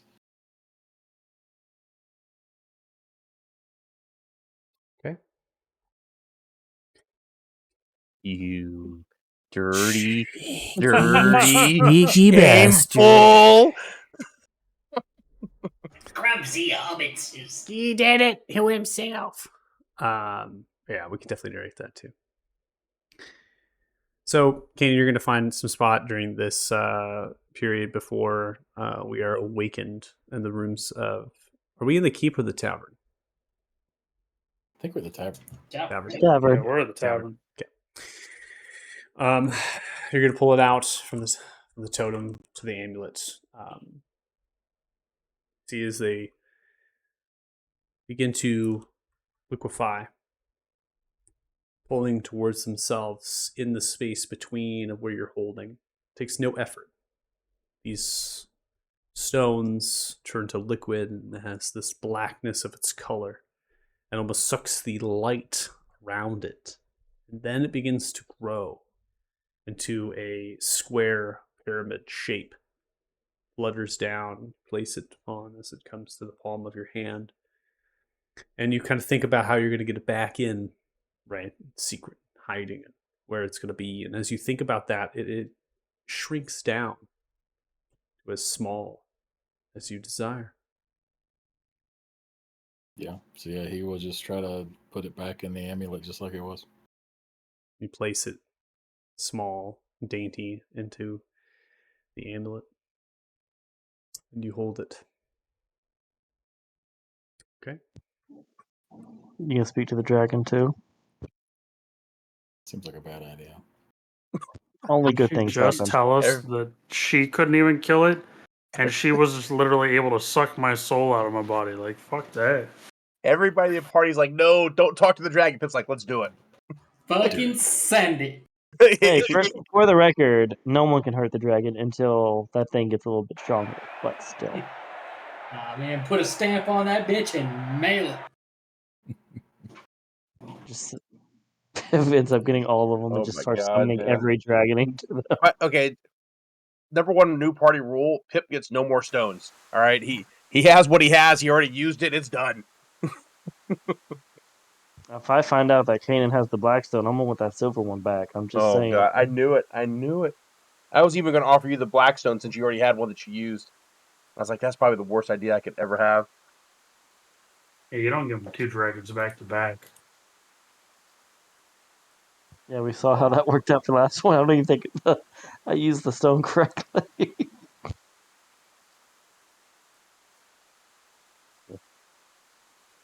Need to find me an axe of dragon slaying. Or What if we glaive. found it? Oh, What did if you? we? Sorry. Honestly- Did you want to go pick up that axe of giant slaying or whatever it was? Dude. Yeah, we can't afford that right now. Huh? Yeah, I we didn't can't check- afford that right now. I didn't check the cost on it. I mean, the of slaying weapons are supposedly legendary, and that one even had the +1 on it. So, The giant slaying? yeah. Oh, I thought that was Uh, literally just the DMG Giant Slayer. That is the DMD giant slayer Oh. weapon. Okay. Yeah, no. So Oh. you're gonna find, you will find items in the world that will be those D&D 5e items. Because I've been working on actually building the notable traders. That's why the merchant ranks in the crafting guide. I've actually already been populating where the D&D 5e items might be stored with certain people, traders. This is going to be one of their items, and I don't want to get into the specifics of other items I have. This one would just be the one that stands out to your party because intent and Right. purpose of killing giants. So What would happen if we got an item, put all the stones in it, like Thanos' gauntlet? oh And my Insanity god, Gauntlet. you never know. The giant slayer, it is a rare and it's a battle axe. Based on the discount that the smithy can provide for you. Let me see here. 5 gold. 5 gold. 5 platinum.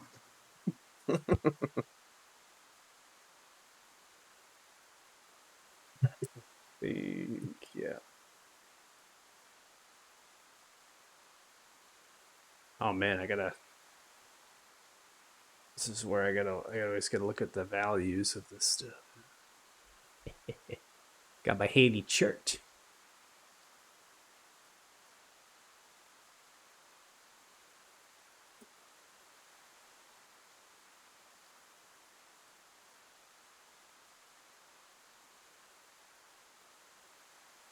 It'd be 8,008 gold. Oh, that's not bad. Yeah, no, that's not too bad.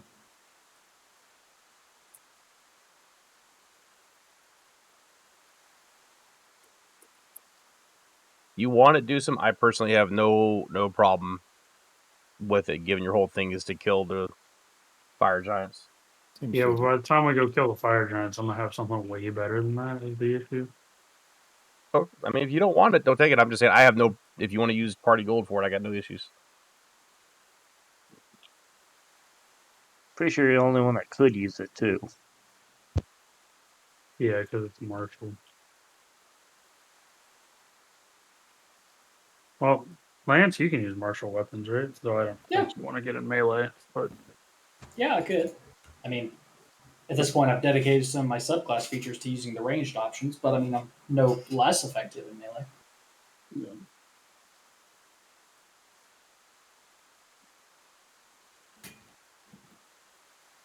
think about it. I was actually thinking about picking up a spear and a shield so that way I can like make use of Polearm Master while being small without the disadvantage of the Mhm. heavy weapons. And having a shield. Yeah, and having a shield. Get that AC up a little bit. Especially now that I don't have magical armor.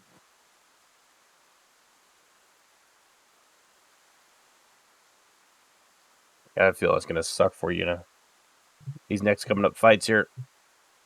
I mean, at least Okay. we have the adamantine, so I still can't be crit. Yeah.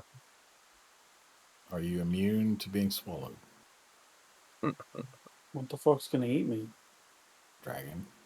I I mean, that'll just replace my scars from the last time I got eaten by a dragon.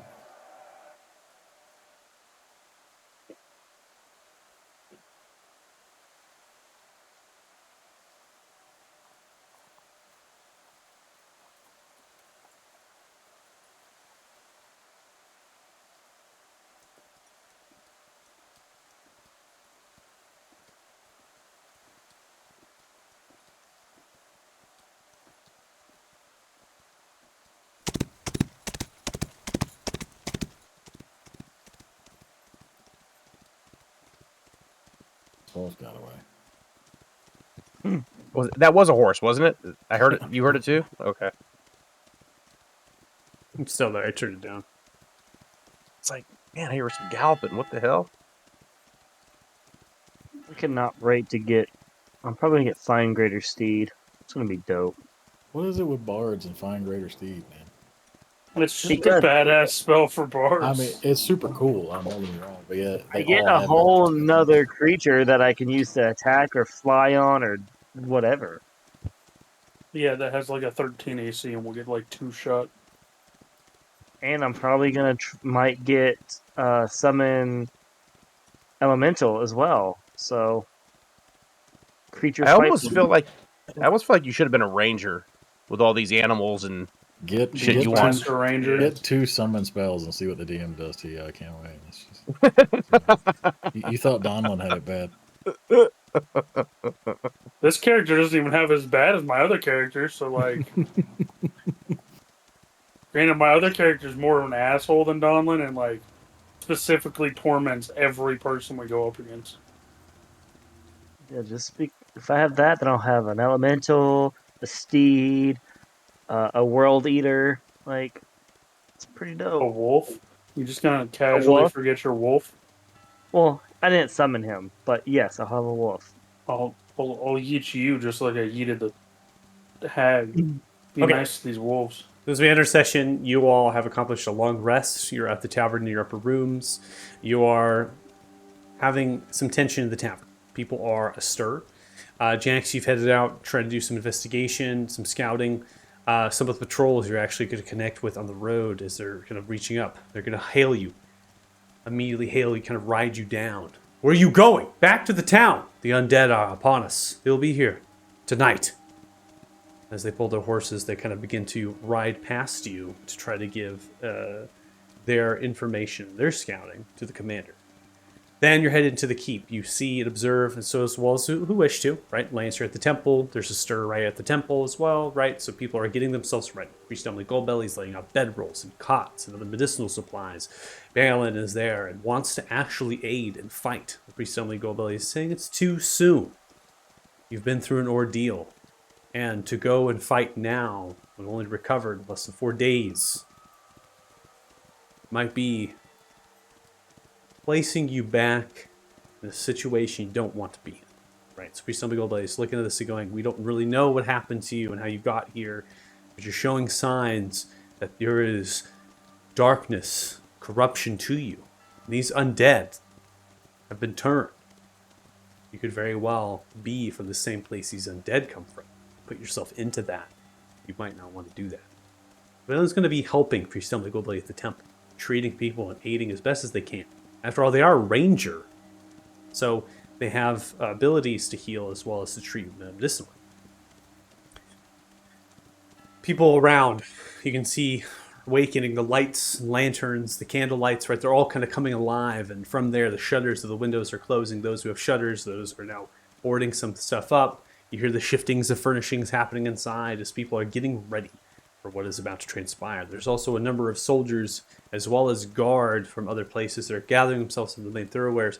thoroughfare, and they're getting in the direction of the keep. They're gathering. The rain is strong because it's pouring down, or have ponchos over the shoulders, leathers and wools as they're kind of holding themselves and moving with their battle axes, longsword, shields, heavy crossbows, with chainmail as they're gripping with steel-studded boots, and helmets that crest over with a slight kind of arch to brace against the rain as it comes down, to be able to see with good sight lines, because they're primarily archers, a lot of them.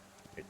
So you make way on your wolves.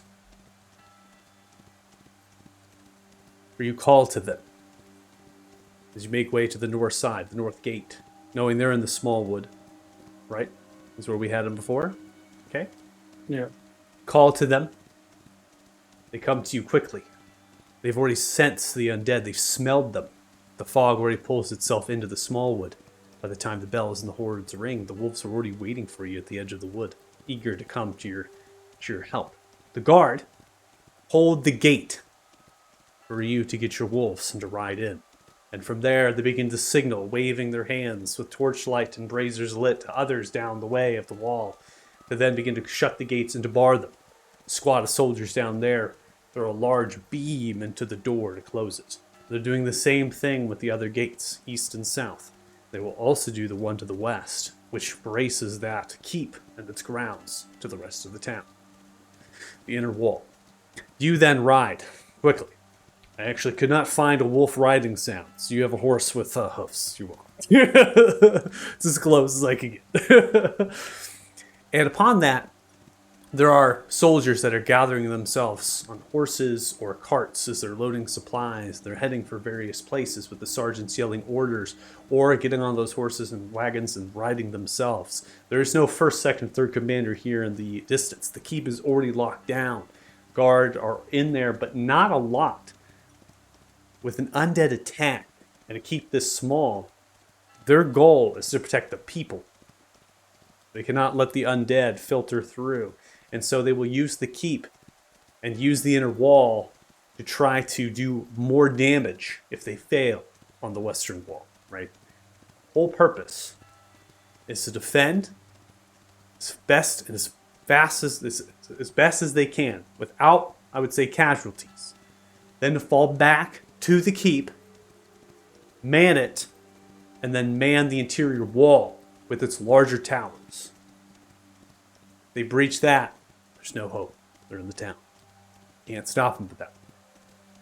So, they're riding, they're moving, you're going.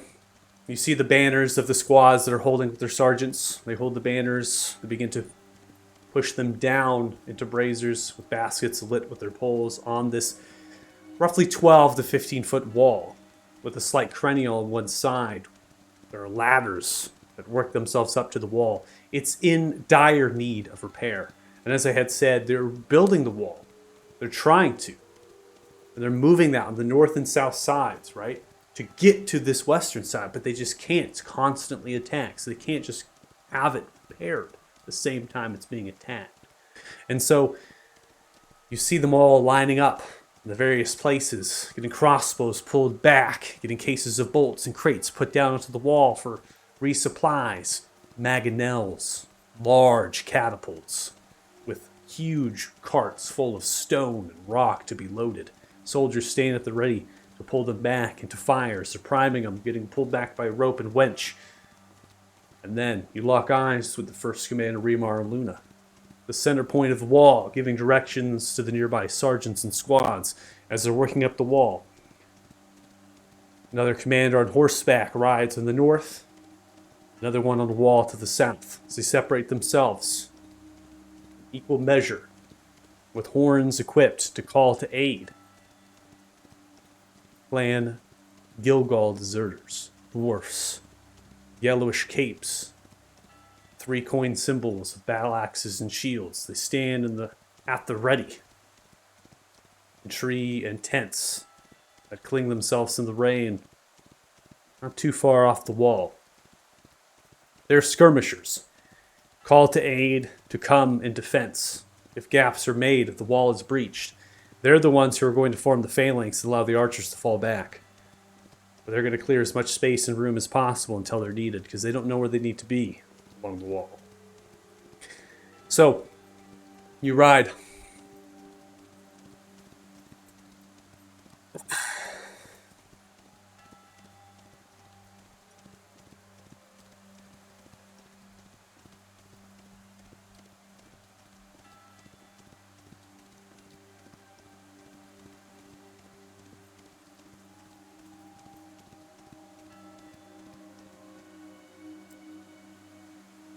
Leaving the bell in the distance.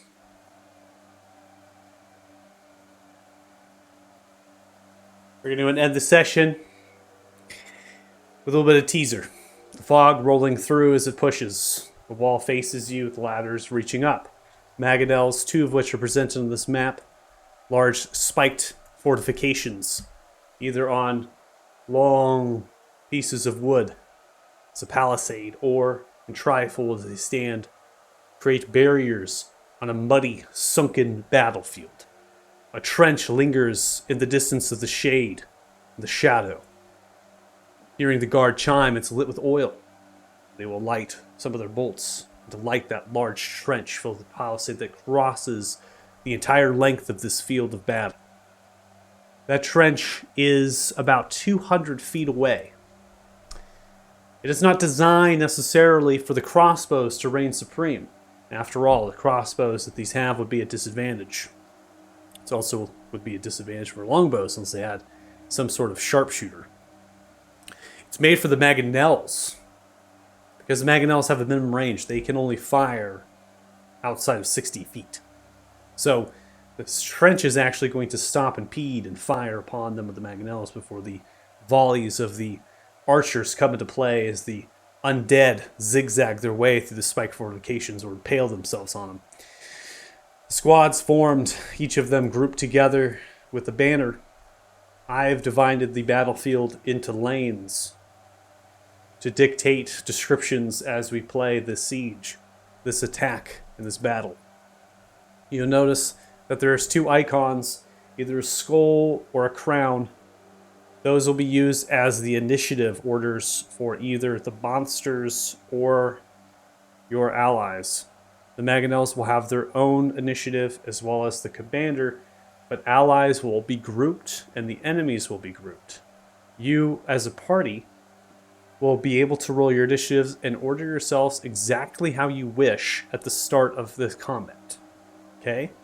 So you basically will be able to order yourselves, and then you go your allies, which will be systematic ordered, and then it'll be the enemies. Timed effects, other things that are like per round, can be difficult because the creatures will not actually be in initiative.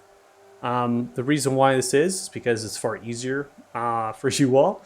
There are several macros that I have created and perfected to try to help with automation because the creatures will all be rolling as they fire. And I have a nifty macro that I was able to finally get right, which allows me to actually select all the enemies and click their attack, and it will automatically try to target whatever it is and roll through it super fast without having any animations. And it'll just tell me exactly how much damage it is for that versus the target's AC. So the fog rolls in, and the archers get themselves ready. You on the backs of your wolves. This wall is scalable for your wolves. As I had stated, it's only about 12 to 15 feet tall. Your wolves are large. You are literally almost as tall as the wall when you are on the backs of your wolves. That's how big the wolves are. So if you stand up on your wolves, you'll actually reach where that wall is kind of like up here, if you stand up on it. So your wolves actually can climb up these ladders. They can get themselves over if they want to. They're strong enough, they're dexterous enough, they won't have any problem doing so. It's a massive map. Performance-wise, I don't think anybody should have a particular challenge on it. Maybe you can, so just forewarning. And when we start our next session, we will see what comes out of the fog. What we will face. Luckily, I haven't had any issues since I moved to the West Coast, so hopefully that stays. I found out what was causing the lag, and I got rid of it. Good. I got an extender for my Wi-Fi, and it was actually making things worse, so I just got rid of it. Oh, well, there you go. Bad adapter. Right. As we end the session and we conclude, does anybody have any questions on logistics of the battle? It's a hell of a battle. Who wants to be a T-Rex? Not it. Yeah, everyone's Wanna wait like, till ah. Let's go. I'm gonna I've- turn one of these regular civilians into a For- T-Rex. I'm pretty sure if you turn yourself into a T-Rex and they don't see you, the Magadells are going to fire on Just like, You T-Rex. die in T. Lance! It's a monster! It's a dinosaur! Undead dinosaur! Fire at it! Also, I don't think you can turn one of these regular people into a T-Rex because it's based off of their level. Is the maximum CR. Oh, These Way bad to- boys way to have ruin his level fun, 0. Yeah, you just crushed his spirit. Look, man. I'm just trying to help him before he ends up casting What if- polymorph on one of them, and has to turn him into a rep. what if one of the wolves strong enough? If they're about to go down, can I turn it into a giant? Wolves No, are a it's- CR of 3. So no. I will figure it out. I'm sure one of us will need it, or maybe you. Or I just turn them into a wolf again? Well, the wolf is CR3, but the CR system that's supposed to be challenge for 4 level 3 characters. So, Yeah, but I use the CR is for polymorph in most spells because the CR follows through with spell level. So that's what it is. It's basically is like what if a character had spell casting of what level of spell would they be able to cast? That's usually how they relate that to this polymorph spell versus like what opens it up, right? So yeah, I don't think you could get him into a T-Rex if we base him off of that. I don't want you to turn one of yourselves into a T-Rex. I can't turn myself into a T-Rex. At the Not moment I get you, hit, I gotta roll for but your- concentration. Oh. Put someone else into a T-Rex. I mean, you turn That's what I was yourself into a gonna say. T-Rex. You Yeah, can't. why I was can't gonna you turn turn- yourself? You take the T-Rex's con. They have Yeah, pretty but good then- con. Yeah. Yeah, There's a and when narrative you guys point. do a T-Rex is so much cooler. There's also a narrative point to this. Remember, when a polymorph, you assume the intelligence of the creature immediately. If you polymorph yourself in the middle of enemies, it makes a lot of sense that you're attacking them because they might be attacking you. If you polymorph an archer on the wall into a T-Rex, most likely is going to start attacking what's around it. So there's that. Why I'd Or have just to run be away. in the middle of enemies. And that's why I'm namely gonna save it for when someone's about to go down. That's what I've been trying to use polymorph for. Yeah, Is when I like think someone's about to die. Boom. definitely food for thought. I would say if you're gonna polymorph, you can always think about it in terms of like how it's used and how useful it would be, that sort of thing. If you're gonna use it as last resort, right, you get to pick somebody back up. It's a really good option. It works really well to give them that just beefy health pool when they're so low already. It kind of gives them that second line. So, all right, experience.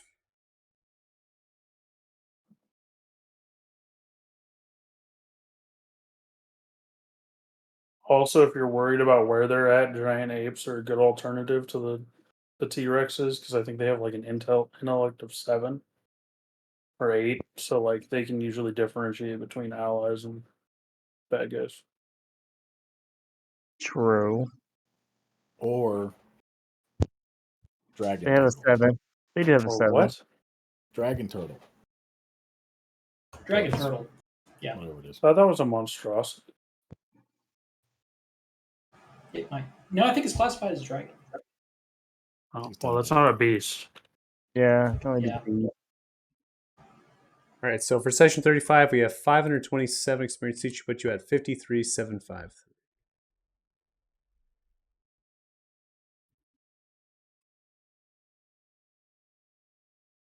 Can't believe we didn't level up, guys.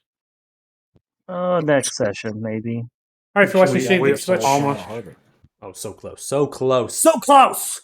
But next Almost time, destroyed the world. levels are gone. taking them away. I thought that was happening tonight to Deuce. We I played am- a Gestapo game. I'll be super honest with you. I'm really not that kind of DM man. Like to strip levels from people. Like it's Oh, it'd be just- great.